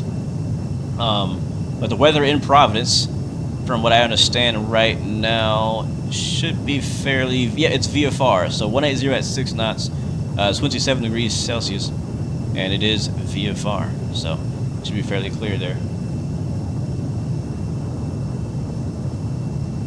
Am I on VATSIM? No. Well, yes and no. With that ATC you hear is not VATSIM, it's AI. It is AI. It's not real. AI is taking all of our jobs. I'm just kidding, I don't believe that. Midwest Gamer, you have an i9 9900K RTX 3070, 64 gigs of RAM, and X-Plane has, whoa, and X-Plane has you at 15 to 20 frames. Yeah, you need to turn your settings down. You need to turn your settings down. It sounds like you might be CPU limited, aren't you, Midwest Gamer? Yeah, you might want to turn your settings down on the left side a little bit. Only one flight for us today in this stream. Only one flight for us today. Hour and a half is our flight time, real time. You're 13 and a student pilot. That is amazing, man. That is amazing. I always tell people the earlier you can start, the better. If you already know you love aviation, if you know what you want to do with your life at an early age, why should you wait until you're 18? Why should you wait until you go to college? I always tell people start now. and not just with aviation. Like, say you want to be an artist or an athlete or something like that. Like, you know for a fact with all your heart that you have a passion for that, you love that, you want to do that. Why not start at 13? Why not start earlier than wait till you're freaking 18, 20, 30, 25, 30 years old, right? Why wait? Why wait? Start now. And there's ways you can. There's things you can do. I can't think of a career path that you can't start at a young age. Especially now, we got all these darn flight sims or like all these simulator games. You can literally learn about the thing you're interested in right now in the gaming world because there's a sim for it most likely. We got forklift sim, construction sim, farming sim. You know what I mean? Like, I've learned so much about farming from farming sim. Before I got into farming simulator, I won't talk about this too much. I know you guys don't care. But before I got into farming simulator, I knew nothing about farm. I have never been on a farm. I've driven past them when doing road trips. I don't know nothing about farms. Whenever I look out the window on a road trip, I'm like, what the heck is that? What kind of crop is that? Is that a wheat or is that a corn? I don't know. Okay, I do know the difference between those two. But still, point is, that game taught me so much about farming and how it works and things like that. And that's just an example of many of the, you know, some sims are kind of just memes, they're just kind of jokes, they're just trolling, but you know, some of these simulators are out there really adding some value. SnowRunner is a really good game, yes. If you want to get into like off-road driving and trucking, I mean, you might want to still do some learning in real life, but you can kind of get the idea of what the tires and what the suspension is doing in SnowRunner, and also not to drive through nasty deep mud and water and things like that. You can learn that from the game. Yes, I am gonna be a pilot someday. Absolutely. You love forklift sim? I love you guys are amazing. This is why I love you guys, because you get me. You get me. Yes, we're doing flight sim. I love flight sim, and we all love flight sim. That's why we're here. But I also like some farming sim. I like some construction sim. I like some racing sim. Speaking of starting early on a career to success, if you got started early with racing sim, like, you ain't gotta go go-karting. I mean, you probably should still go go-karting, but you could go so far if you start really young with racing simulators and actually understand. Like, you're not just driving BeamNG and crashing cars. Like, you're legit competing at a young age. Like, I'm telling you, I believe the next. Well, I shouldn't say the next. We're already seeing in racing today, world champions, race winners today started out in sim racing, Formula 1 games, iRacing, things like that. Owls, what's up, man? Welcome back, bro. I know you've been asleep. I'm just kidding. No, she's flying beautifully, man. So far, it's been really good. I probably should start paying attention to our top of the descent. I don't even know if we're cruising yet. We're not. We still have, yeah, I don't know if we're going to get to our top of the climb. Oh, we might. We're close. We're real close. Oh, look at this. Look at our weather radar again. We got another nasty cell, and we're going to be descending through that. Our top of the descent comes up in about 80 miles from our location, which is around Albany. And we'll be descending from there, so we might be flying through some more nasty turbulence on the way back down. But we're almost to cruise. It took darn near the whole flight to get there with FMS speed. Probably could have got there much faster if I did my own climb. Yes, the next Verstappen, I guarantee, is going to come. The next Verstappen, the next Hamilton, the next Vettel, the next world champion, next F1 world champion is going to be coming from esports, coming from sim racing. I guarantee you that. Yeah, exactly, Mike. The GT3 guy, the Gran Turismo guy, yeah, came from sim racing. Now, I mean, I don't know how real Gran Turismo is, but you know, that's neither here nor there. I was too heavy, 35,000. Then why the heck does SimBrief send me to 35,000 feet? I guess it's probably our max cruise. If we were flying farther, we could definitely get there and cruise there much longer. But I mean, the good thing is, again, FMS speed is handling it, so we're not under any workload here. We're good to go. We're cool. Yeah, I know you guys been out there killing them long hauls, man. Like, since the 777 came out and the MD-11, I've been watching. I've been peeping. You guys have been killing the long haul. Now I've been doing some myself. I just haven't been streaming them. It's one thing to do a long haul. It's another thing to stream it. So definitely props to you guys who are streaming 5+ hour long haul flights. That is not an easy thing to do. I'll also give you guys credit that you guys are actually there for the whole thing too. So a lot of people will just do the takeoff and landing, or they'll disappear for the whole flight. But you guys are really actually sticking it out.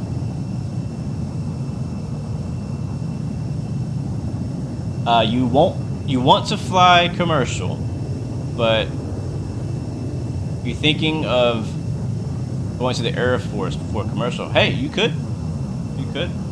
That's one route. Hey, maybe you get to fly an F-22 or an F-35 or a helicopter. From what I understand, you don't necessarily choose what you fly. You just kind of get put in whatever you get put in.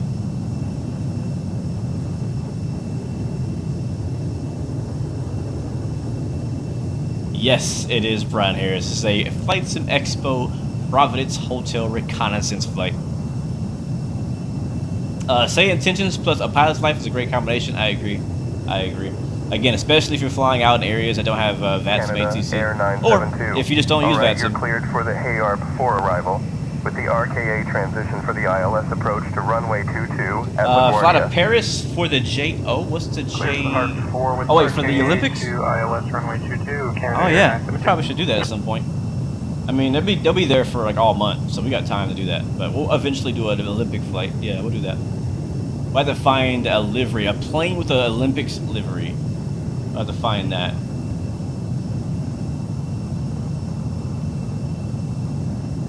Canada You do choose? I thought you don't choose. I thought that they just put you in whatever is available, or whatever you qualify, or maybe it's an order. Oh my God, look at this. Maybe it's an order by like where you graduate or something like that. I've heard some guys who like were only going to be able to fly a helicopter but didn't want to, so they went and did something else. Z Sim Pilot, what's up, man? How you liking the sim? Loving the look of it right now. Does it look good? How's it look for you guys? It looks good for me. It looks really good for me.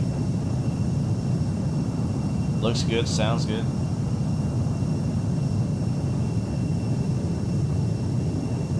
But it's about to get bumpy again, maybe. We might fly just over the...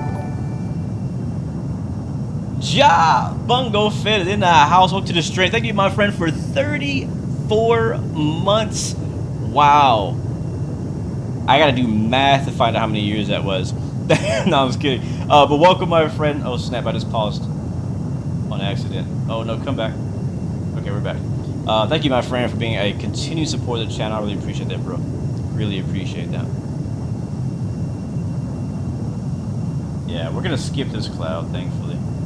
How we doing? We cruising yet? We cruising? We are. We finally made it to 35,000 feet, and we have 40 miles to go until our top of the descent. Now, the way this works, as you can see now, here on the left side, our speed tape is climbing up to Mach 0.80. That's pretty quick.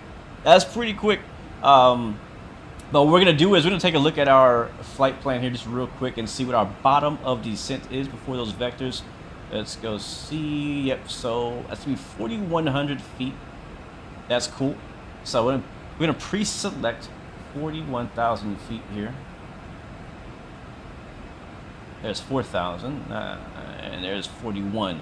Now, the way it works is very similar to, well, actually, it's exactly like it works in a Boeing. You don't do anything. You pre-select your altitude by just changing it, and then when it gets to that top of descent marker, the aircraft will just descend on its own. And because we're in FMS speed, it will manage the speed too, which I'm not used to doing that in regional jets. A lot of times in regional jets, you gotta do that, like you're on your own from top of descent. You know what I mean? You're on your own. I am not using auto ortho. I'm using my own ortho. I think this might be V-States that Vertical Sim made back in the day. But yeah, I don't use auto ortho. It didn't work for me, and I got frustrated and I rage quit. So maybe someday I'll try it again, but right now I'm not interested. I agree, Trijet Pilot. I wish Microsoft Flight Sim had X-plane default airports because they're actually not horrible. They're not horrible. Not as good as the real thing, but they're not horrible. You're about to start a flight, Noah, in the G5 from PWM to Dubai. Wow, that's a nice flight. It's a long one, too. What's that, like 13 hours, something like that? Let's see, where are we right now? We're flying over some cities. We're almost to our top of the descent. We are currently flying over Albany. Yeah, that's Albany down there. I can't see it anymore.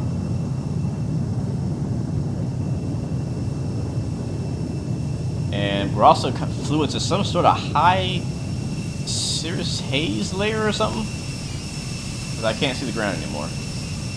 That sucks.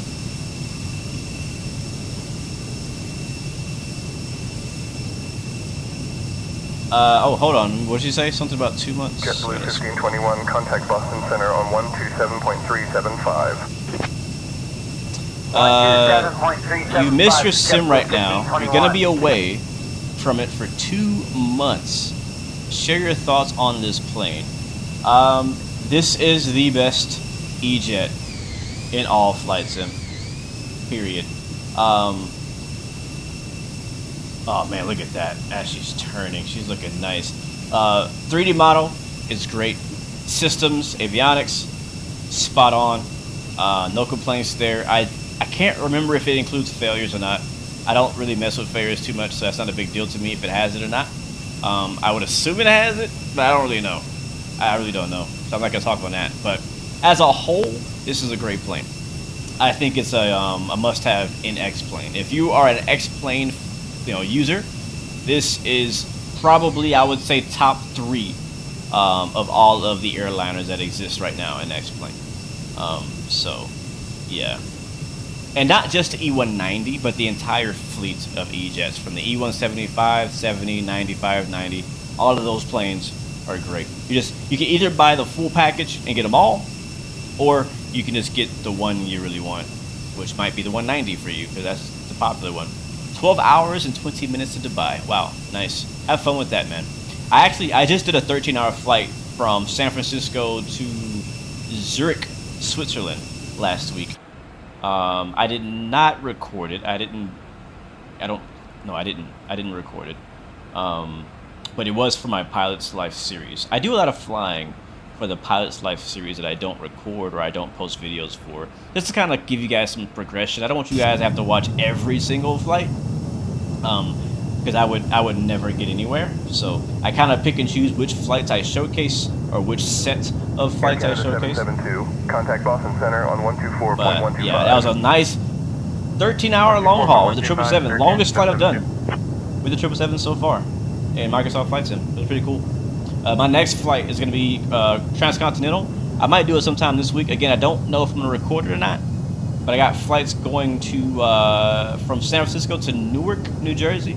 I'm probably going to do that one in X-plane and the Flight Factor 777. And then from there, I'll continue to Brazil, Sao Paulo. I might record that one, the Sao Paulo flight from Newark direct to Sao Paulo. I'm not sure how long that flight is, but I really like Brazil, and I love showcasing parts of the world, countries, airports that don't get a lot of representation, and I feel like Brazil is one of those places. So I might do a video featuring a flight going into Brazil.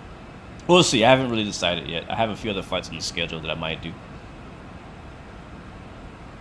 Yeah, add it to your to-get list or your wish list for X-plane. Definitely. I would say if you're an X-plane person or you're considering X-plane, top planes in X-plane right now are the TOLUS A320s. So the 21 or 21 and the Neo. This plane, another top plane. We're descending now, actually. For X-plane, what else? I can't really say the INI Bill's A300. I mean, it's good. It's really good. But it's technically an X-plane 11 plane. It's just been made to work for 12, so it doesn't really take advantage of all the native X-plane 12 features like this plane does, or like the TOLUS A320 Neo does. The flight factor, once that's finished, will be probably the best plane in X-plane right now. It's not until it gets VNAV. So anyways, we are descending, guys. Let's call up and ask for descent via, I mean, we're already doing it, but you know, because it's AI, I could care less what they think. That's probably not a good thing to say, but that's what I'm doing. Who are we talking to? Center. Did I I never checked in. I didn't. Cleveland Center. Oh, we're in Boston now. Boston Center, good afternoon. Whoops. Boston Center. Moxie 116 requesting descent via the Whipper 3 RNAV arrival into Providence.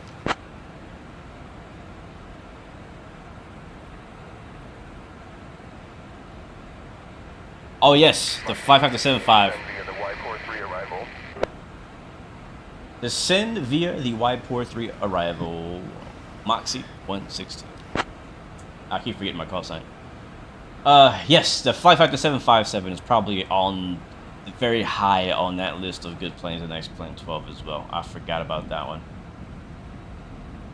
How do I get people to talk in the background? I'm using a third-party AI ATC program right now called Say Intentions. And I'm able to talk to it, and it talks back to me. And it leads me to the airport. So, that's who I'm talking to. Moxie 116, expect the ILS runway 23 approach into Providence. Y43 arrival, Kings, transition. I'll have your descent in about 2 minutes, okay? Copy, we'll expect the ILS 23 approach into Providence, Moxie 116. Nice, that's the runway I wanted. That is the runway I wanted. Alright, so right now, guys, we're flying over New York State at the moment. I know it's very actually, no, we're not. Hold on, are we? Where are we now? I think we passed that. Yeah, sorry, I take that back. We're in Massachusetts. We were in New York State. We're now flying over a small portion of Massachusetts near Springfield. 132.65, Moxie 116. Alright, let's get ready to land this plane, guys. I'll make sure I get this right, because this is the part where it gets a little fishy for me. So I'm gonna go over here and go to landing perf. And as he said, we're taking runway 23. It is gonna be the ILS. Runway condition is dry. It's VFR in the area right now. We'll do all operable reverses, flaps 5 for landing, which is technically also full. Same thing. For landing weight, we'll use our estimated landing weight. XP was telling me there's a way to get that number from the thing, but I don't remember what that is, so we'll just get it from here. Estimated landing weight is 85460. So click here, 85460. Hit enter on that one and go to winds. We'll get the weather over in Providence, Rhode Island. Again, the home of Flight Sim Expo 2025. Let me get my thing here. Weather, there we go. Alright, so weather is 160 at 8 knots. Which means that we probably should be landing on runway 23. Or should we? I don't know. We'll go for it, I guess. Temperature is 28. And QNH over in Providence is 2986. And compute. I'm actually going to take a look and see if there's any better runway we can land on. Okay, there is a runway 16, but you wouldn't land there. Yeah, 23 honestly actually is the best runway for our aircraft based on the winds. So 23 is going to be the correct runway. And the ILS is going to be running 23. Cool. Alright, sweet. That's good to go. Landing page on the FMS. Oh, is it new? Perf. Landing. Is it in here? Oh no. Alright, so we'll hit compute.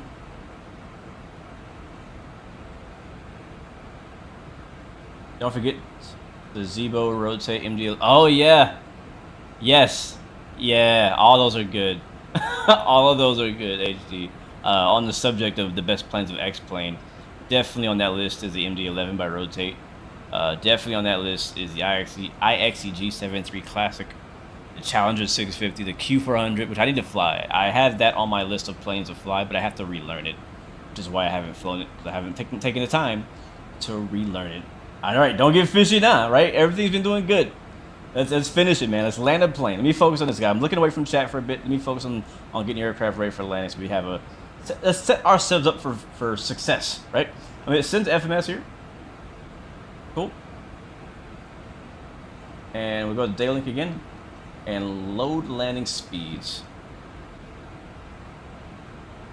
Alright, it's loaded. And now I believe, let's see. It's perf, right? Perf. We already have our descent, landing. Yeah, so now we have our speeds for landing, which is important because the FMS will actually fly the correct speed down to the airport for us with these speeds in here. So that's good. I think that's it, right? Approach speed. Yep. Speed selection fixed or green dot. What does that mean? Green dot. What about the red dot? The green dot, is that this speed? We're descending now. MKHR. This is X-Plane 12. Oh, look at that. Where is that? What city is this? Is this Springfield? No, it's Hartford. Hartford, Connecticut. Yeah, we're flying over Hartford, Connecticut at the moment. We're getting pretty close to Providence. Alright, we'll keep it fixed speeds. We'll keep it fixed speeds. And we'll set. Can I do this without it changing? No, I can't. We'll change it anyways. What was the, it was 2.988, I think? 8.6.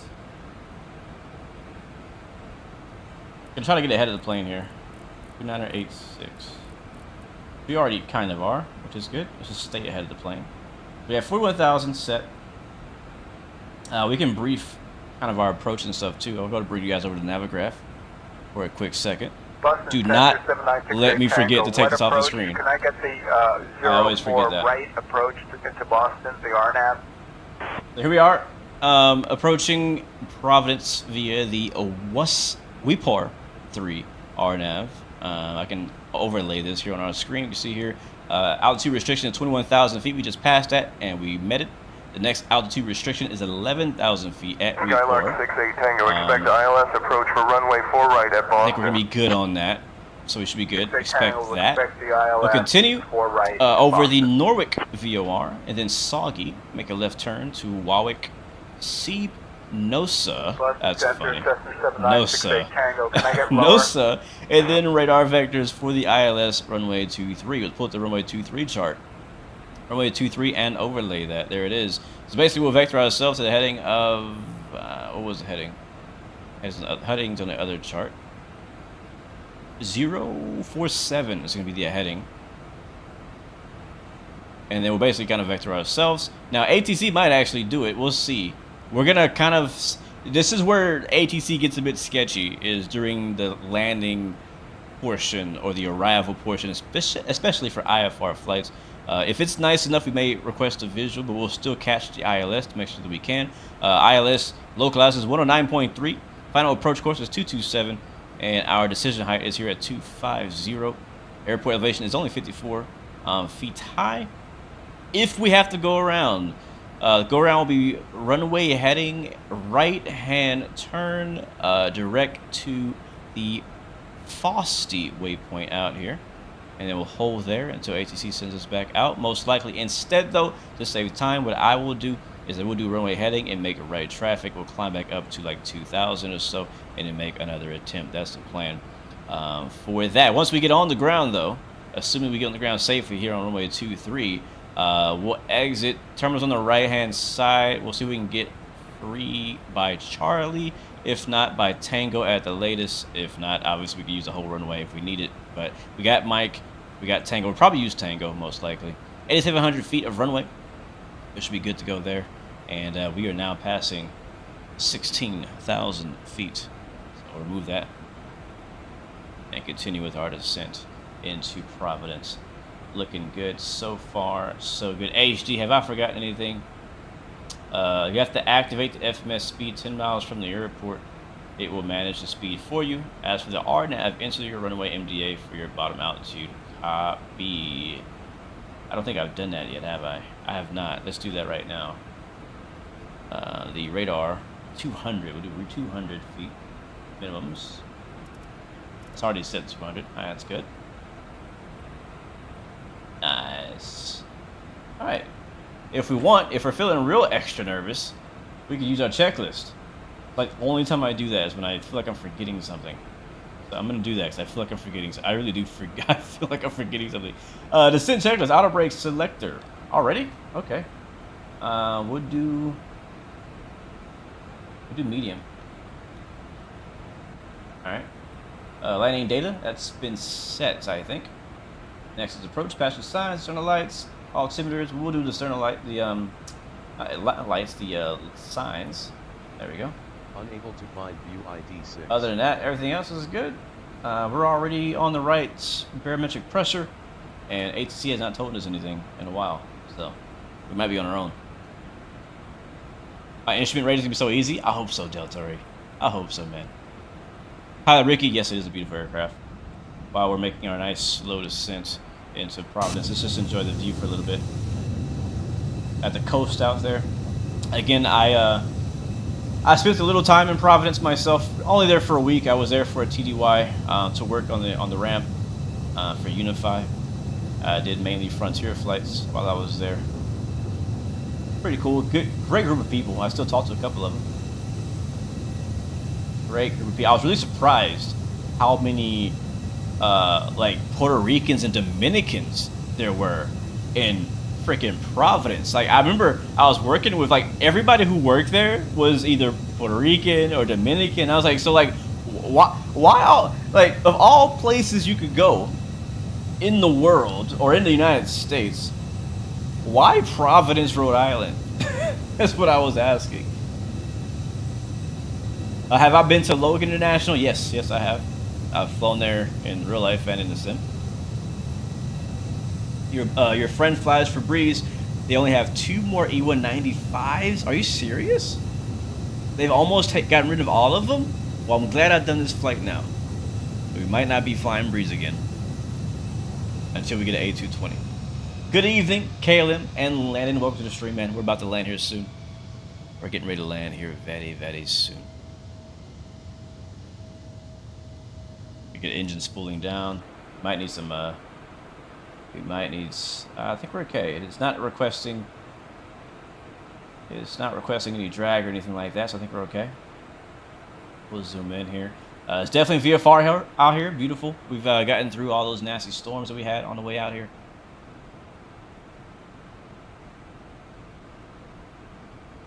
Big carnivals in I bet there's some huge carnivals in New York for Puerto Ricans and Dominicans. We actually, here in Houston, we have a Puerto Rican and Dominican festival every year. I haven't been in a few years. I went once and it was so much fun. The food was so good, and the dancing. Oh, the dancing. I love dancing. The Latin music.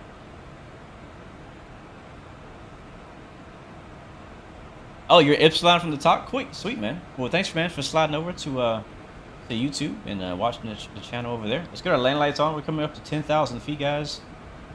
We'll be landing very soon. We should have flight attendants wrap up their service with the passengers, and I'm gonna do my best to deliver the absolute smoothest cocoa butter landing as you can imagine. But don't get your hopes up. That is my goal. Emily, welcome back to the stream. Good to see how you're doing. Ladies and gentlemen, we'll be landing in just a few minutes. Please make sure your seatbelts are securely fastened low and tight, tray tables are up and locked, and that seat backs are in their upright position. I'll be collecting any remaining service items you'd like to discard as part of our eco program. Yeah, I'm in Houston. You're in Houston too, Delta Ray? No freaking way. What part? I'm in I'm like north side, like way north. Like I'm in Conroe. Actually, I just moved Conroe. But it's about a 30 minute drive to downtown Houston. Pagan Way Outdoors, look to the stream. 737-800 is your jam. You sim on X-Plane 11 and 12 as well in the Zebo. Great plane, man. The Zebo is a great plane. Haven't flown in a little while, but it's a great plane. How long was the flight we just flew? This flight was supposed to be about an hour and 45 minutes total from pushback to the pull in. And we are pretty much on schedule. We haven't had any delays since we've got off the blocks. You're in Sugarland. Sweet. That's cool, man. What a small world, man. What a small world. That is really cool. I love meeting people who actually like live in my, because like I don't know many people, you know, like in person who are like interested in aviation or flight sim, and so to meet someone online who's from my same area is pretty cool. I'm pretty sure many of you guys feel the same about that when you meet someone else in your region or area that is also interested in flight sim or aviation. It's just like, wow, really? You too? Cool. Did I teach myself this bird? Not too bad. As you said before, only a few things here and there, but not too bad. I learned from some YouTube tutorials. Actually, I was supposed to mention this. I forgot. The maker of this aircraft actually, you know what? I should probably go find that right now. This would be a good time to look for it.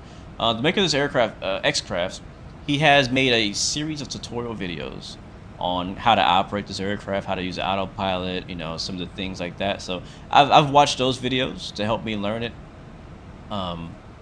That's basically how I learned this plane. That's how I learned a lot of planes in flight sim, is either the developer makes a tutorial or some other person who has flown it in real life or knows how will make a tutorial, and I'll learn from those videos online. That's how I've done it since I've been in flight sim. But X-Crafts actually made a cheat sheet, which I believe is public now, if I can find it. He sent it to me. I gotta go find it again before we land, because it's super helpful. Super helpful if you haven't flown it in a while. Where is it? I know he sent it to me.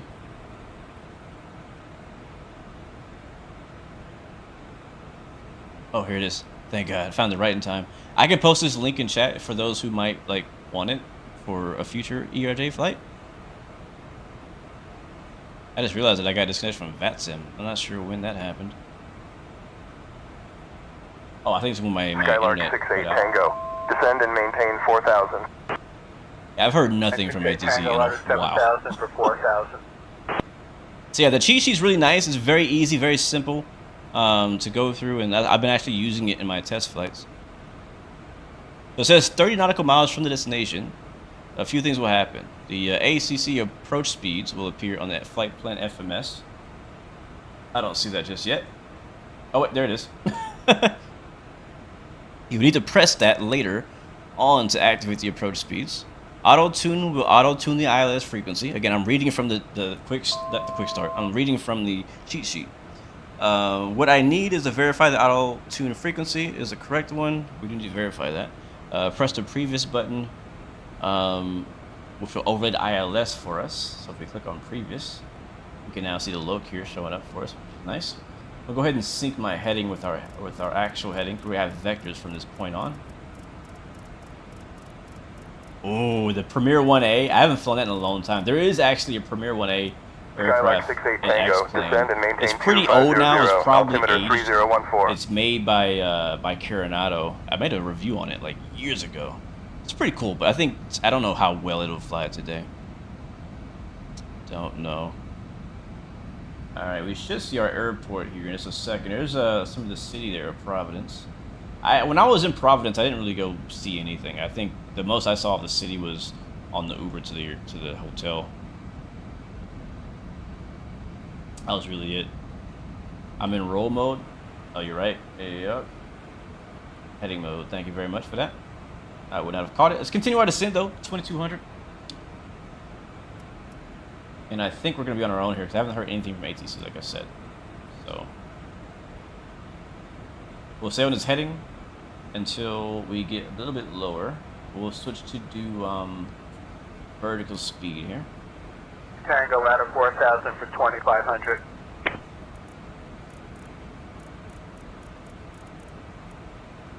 I'll also go ahead and manage my speed. So we'll switch to manage speed, and we'll get our speed down like 200 even, and we'll drop some speed brakes out as well. All right, so we're descending. Cool.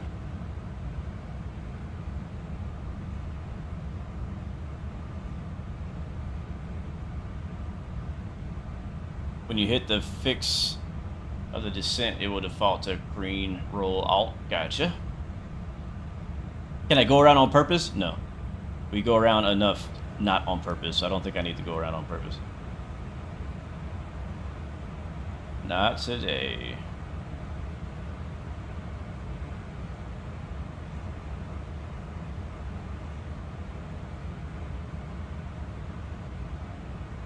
The noise of the speedwork is accurate. I gotta turn it back up.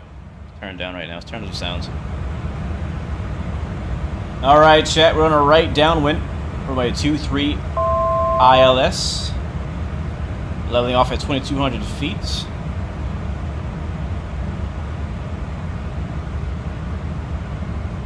What is the tower frequency here? In Providence.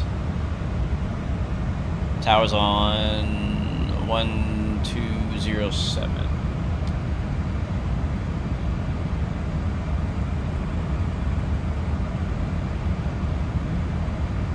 Get on radio. There we go. Yeah, ATC never handed us off, so we're gonna do it ourselves. I think we're good. B-Rex go away. Let's make our right base turn. So over to heading. And I'm gonna switch this to, yeah, that's fine.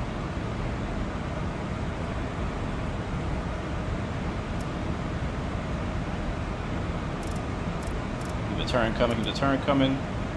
Spot Looking 634, good. wind 221 at 23, runway 16 cleared to land.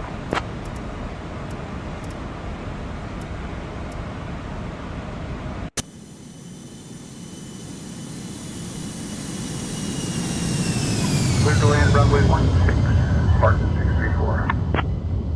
Oh, that's sexy. What is this, an air show? Alright, keep the turn coming. Alright, we'll go direct here in a second.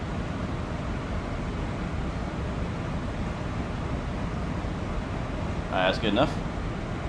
Spartan 634, cleared to land, runway 16. Activate. Clear to land runway Activate approach 16, speed. Spartan 634. And back to FMS speed. Back on nav mode. And I think I pressed VNav again.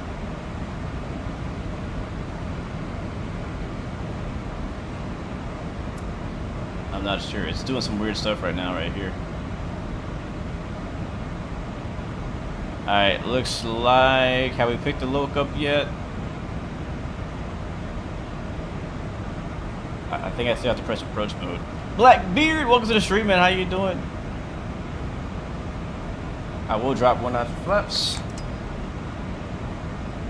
It says we can go 1 notch of flaps at 13 nautical miles. I am going to go ahead and arm the approach mode. Approach mode is armed.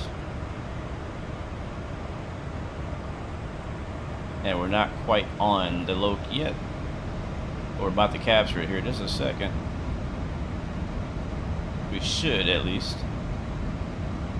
Double check that we are on the right radio for that. Nav 1 should be 1093. That is correct, 1093. Nav 1.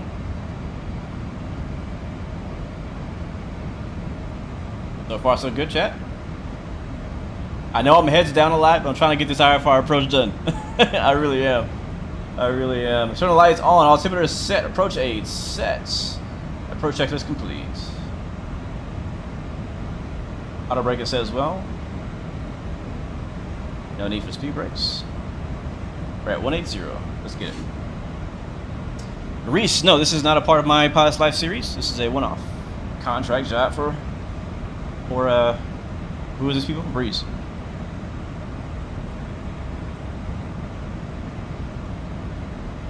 Looking good, guys. Looking good. Very smooth too. Very nice weather out here in Providence this morning. Is it morning still? Actually, no. It's afternoon. At 10 miles, we can go flaps 2. There goes the turn. We've now captured the loc. Loc showing in green. Loc showing there as well.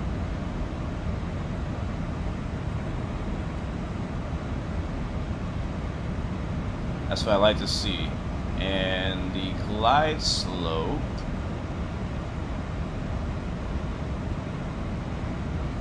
I think is right there. I hope that's the glide slope. I really hope that's the glide slope, that green arrow. I really do, because I feel like we're above where we're supposed to be already.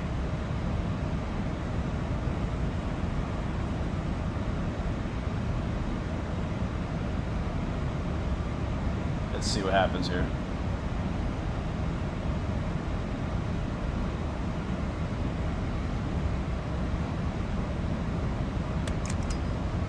Alright, how far are we? We're about 10 miles out. I think we missed the glide slope. I don't even. Where's the airport? Airport's right there. Shows we're low based on the pappies. So maybe we're okay.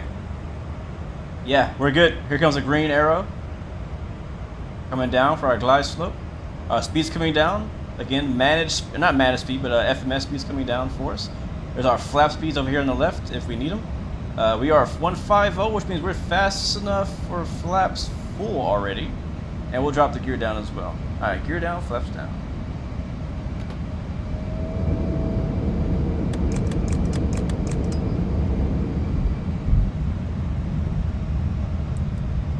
Sweet.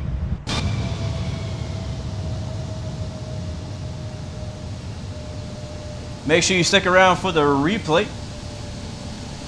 Assuming we have a good landing. If we have a bad landing, I might watch it once and then leave. But if we have a good landing, we'll watch it for like an hour straight. Maybe. Just kidding. Maybe not. Maybe. Alright, glide slope is capped. Glide slope showing in green. Low showing in green. Speed is very slow, but as we know, our speeds are supposed to be very slow. Flaps are full, gears down.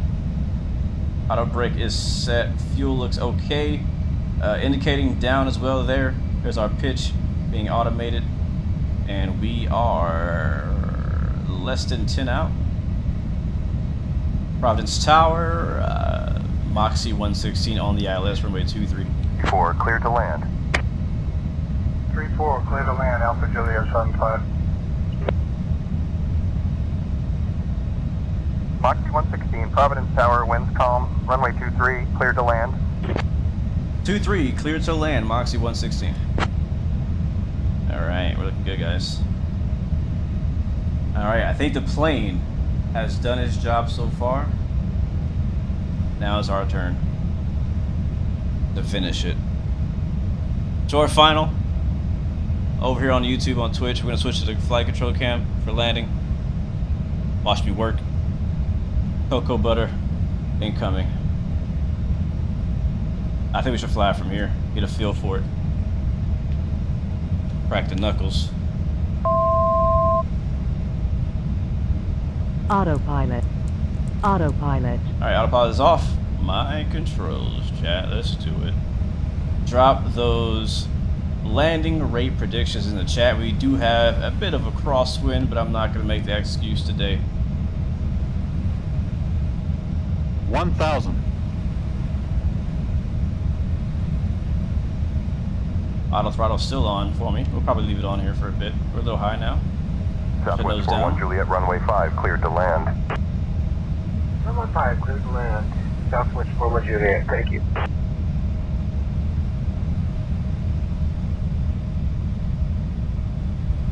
Providence Tower, Southwest 41 Juliet.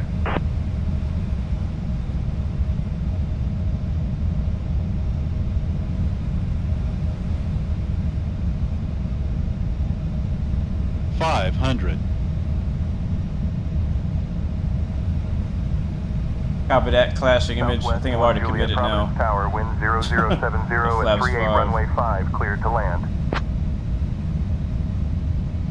Alright. Approaching minimum. Can you land with auto throttle on in this plane? I don't actually know. Minimums. Minimum. 200. I want to say no. Throttle. Throttle. My throttle. 100. 50. 40. 30. 20. 10. Down. Reverser's green. Moxie 116, welcome to Providence. Now contact ground on 121.9er, please. Over the ground, 0.9er, Moxie 116 heavy. I said heavy. I'm so used to saying heavy, I said heavy. And as we planned, it should be Tango. Ladies and gentlemen, that's how you do it. Yeah! That's what I'm talking about. That's a win. Dubs in the chat. Oh man, that felt good. That's the best a landing has felt in a long time. Auto brakes coming off. Archer Tree 121, Theodore Francis Green State Tower. Enter left downwind for runway tree 4. As I can find it. Left downwind, runway 34, Archer 33121. Woo, APU is popping on. Ladies and gentlemen, you have no idea how long I've been waiting for this live stream. I've been preparing for this stream for weeks. And to finally get a chance to fly this bird. Smoking is not permitted until you reach a designated smoking area. On behalf of X-Crafts and your entire Archer 121 winds calm. Runway tree 4 cleared to land. Alright, over the ground. Runway 34 cleared to land. Providence ground. Moxie 116 clear all runways. Request taxi to parking.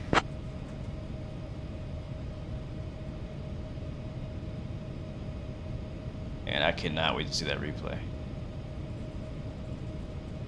Moxie 116, Providence ground, taxi to runway 28 left via Tango. Mike, cross runway 16, then Alpha Sierra. He thinks I want to go back to the runway. Moxie 116 requesting taxi to parking. They're on Tango, by the way. It's very easy taxi, like straight ahead to the right. It's a very simple airport, Moxie not a whole lot going on. Taxi to parking via Tango. Mike, cross runway 16, then Alpha Sierra. To parking via Tango, Moxie 116. 75, Providence ground taxi to parking at your discretion. Have a good day. Alright, landing lights are off, our taxi lights are on. Very good. Let's bring back the parking so we can see how we did. Ground, Alpha Juliet 75 holding short. What monitor size do I use? I have a 43-inch 4K TV that I'm using for my flight sim, or for my main monitor. My second monitor is a much smaller, I think 30-something inch.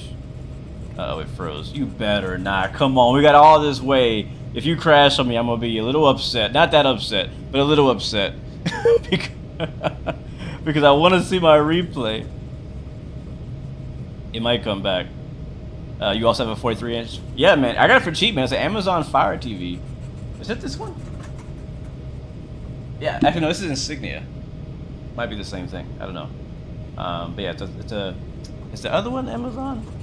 I bought an Amazon 4K TV last Black Friday. It was super cheap. I might get another one this Black Friday. Cause I want one for my racing setup.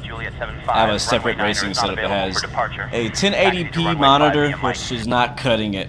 Once you go 4K, it's hard to go back. Providence ground, Alpha Juliet 75. Yeah, X-Plane froze, guys. Holding short, runway 5, ready for departure. And I don't know why. We're doing good. Alpha Juliet We were doing so good. Requesting taxi Oh yeah, it's to the definitely it's hard. It's definitely frozen. It's the not responsive screen, everything right now. If I want to say this because when X-Plane crashes, guys, for those who play X-Plane, you know this. When X-Plane crashes, it crashes hard. Real hard. Like sometimes it crashes your whole computer. So if you don't hear from me, if I freeze up and disappear, I was supposed to say thanks for watching. There's a possibility I might get blue screened at the end of this. I'm going to end my flight on Volanta. We'll take a look at that while we're waiting to see how our rating was. I really hope it comes back because I really want to watch my replay. Like, that landing was too good not to run it back and see it again. Wasn't the perfect landing at all, no, but I was very happy with it. Very happy with it. Alright, while waiting for this thing to come back over to Volanta, we can see our final flight track. Our statistics show. Let's go to flights. Moxie. We got a landing rating of -172. I will take that. Yes, sir. Full flight time was 1:25. Actually, block time 1:45. Exactly what we expected. to the minute. You can see those nasty storms we got right there earlier. On the way out, and then nice and clear skies here in Providence, Rhode Island, which is not an island. It's so weird. Why do they call it Rhode Island if it's not an island? I don't know. Whatever. Providence ground, Archer. We might get blue screen. I'm not kidding. Dreadful says it ain't coming back. It ain't coming back. I'm hoping, man. We'll wait a little longer. We'll wait a little longer. Hopefully it comes back. If not, again, you know, I've done my part. I'm happy. I'm satisfied. I would like to watch it back. That would definitely just be the icing on the cake, you know. But that cake was moist. That cake was moist on that landing, guys. Yeah, I might have to go ahead and cue the outro music. Archer 3312 Theodore Francis Green State ground taxi to General. Pilot Mateo says she's down. We're on the ground, exactly, man. That's what matters. It's always a risk in all flight sim, not just X-Plane. Same thing in Microsoft Flight Sim. It's crashes to desktops, blue screens of deaths, all that fun stuff. I'm patient. I'm waiting it out. If you guys got any questions for me in the meantime, send it. We're in a holding pattern, waiting for our sim to crank back. I don't know if it's coming back. The longer I wait, the less I have faith in it. If sim crashes on you as well, playing guy. Yeah. It is Prime Day, actually. You're right. It might be a 4K TV on sale right now. So, honestly, man, I will say this. I know that in the gaming world, everybody really likes to promote getting a high resolution, high hertz, you know, gaming monitors, you know what I'm saying? Like, for gaming, which it makes sense if you're playing like Call of Duty, stuff like that. Like, super fast-paced games. I can understand it for that. But for what we do here with Flight Sim, with racing sim, with train sim, with farming sim, you don't need all that. Like, you don't need a 120 FPS monitor. Yes, it looks nice. If you can afford it, yes, get it. You'll love it. But for the rest of us, you know what I'm saying, we want a nice big screen, a nice experience, nice crisp quality. 4K. You can get a nice cheap 4K TV, 43 inches with 60 hertz, so 60 FPS maxed. And it looks great. It looks great. That versus a tiny little monitor, I can't go back anymore. I can't go back. Delta 13, ready to taxi runway. You're thinking about getting Microsoft Flight Sim, but you're visually impaired and want to know if accessibility for people with vision problems. Yes, there is. I honestly don't know how, Maddie. I don't know how. I also don't know how to tell you to search for it, because I'm just ignorant like that. So I apologize. But I have met some people who are visually impaired that are playing and enjoying Microsoft Flight Sim. So I want to say look into that, but I think that might be at a bad taste. I've already said it. I love you. You know, look into it. However that works for you, and so you know, it is possible. It is possible for you to play Flight Sim somehow without being able to, you know, see.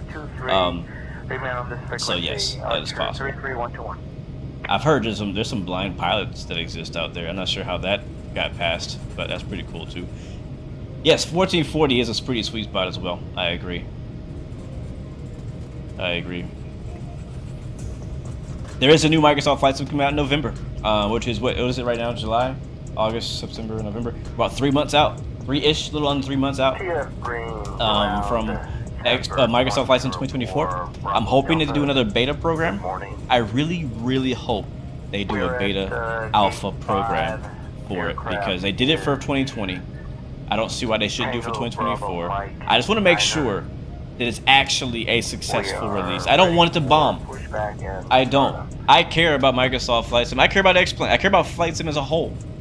I don't want any of the simulators to fail. I don't. And there is a very big risk that 2024 could fail. There is, with what we know so far. But it also could be a major success. So, and it's going to come down. Yeah, I think it crashed HD. It's been too long. It's over, guys. This sim is not coming back. It's beyond return. But yeah, it could be really good, but it's gonna come down to the community, right? and the community feedback. So, and I think they know that now. So hopefully they'll take that and bring in people, a lot of people, to test this before it comes out. We don't want performance problems. We don't want server problems. We don't want bad quality anything. We want it to be great experience and smooth from 2020 to 2024. That's my opinion on that. Anyways, guys, well, it looks like X-Plane has made it this far, but we could not quite get to the gate. Could not quite watch our replay. It's all good. It is what it is. I'm still satisfied with the landing. If I had a bad landing and then a crash, that probably I would be feeling pretty upset right now. But the fact that we had a decent, good landing, I think it was -1, was it 70 something? I think I said, and then it crashed. I'm okay with that. I can live with that. Yeah, 172 to be exact. So that is it, guys. We flew from Pittsburgh to Providence, again, the home of Flight Sim Expo 2025. Hope to see you guys there. Jump in the chat wherever you're watching from, YouTube, TikTok, wherever, and let me know where you are watching from. Where you from? What region you at? What state? What city? I'm gonna give you guys, every single one of you guys, guys and girls, some love and appreciation for showing up and riding along with me and keeping me company today. It's been fun. We will go live again Friday for sure. Friday we're gonna be doing DCS World in Afghanistan. The new map that came out last week, we'll be doing that on Friday. I'm planning to do a stream hopefully tomorrow, also same time as today. I don't know what I'm going to do yet. I will tell you, if we fly tomorrow, it is definitely going to be Microsoft Flight Sim, and it is definitely not going to be in an airliner. It'll probably be a GA flight, some kind of VFR GA thing. I've been really itching to do some GA flying, and so I've been wanting to do that for a while, and we're finally gonna make it happen, hopefully tomorrow, unless I end up doing a curveball and do train sim, because that could happen too. You never know.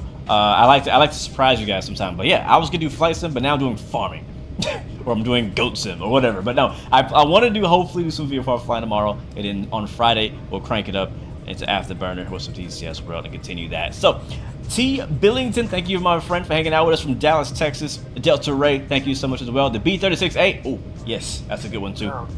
That's a good one too. Kenny from Florida, thank you, man.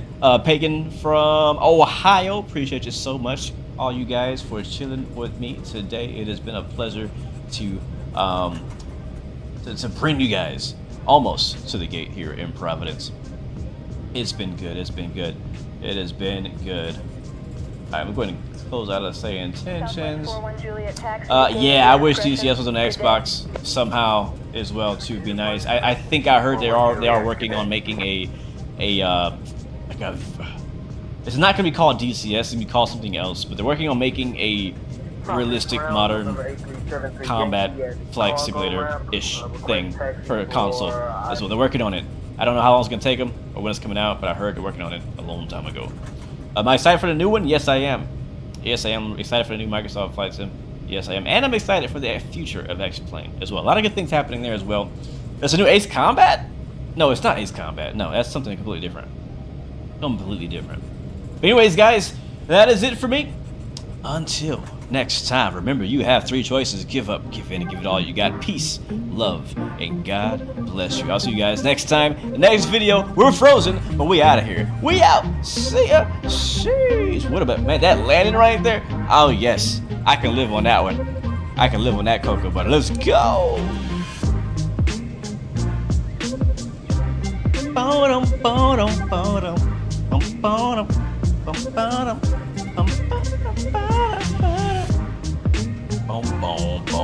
Listen to that bass guitar. Oh, it's gone now.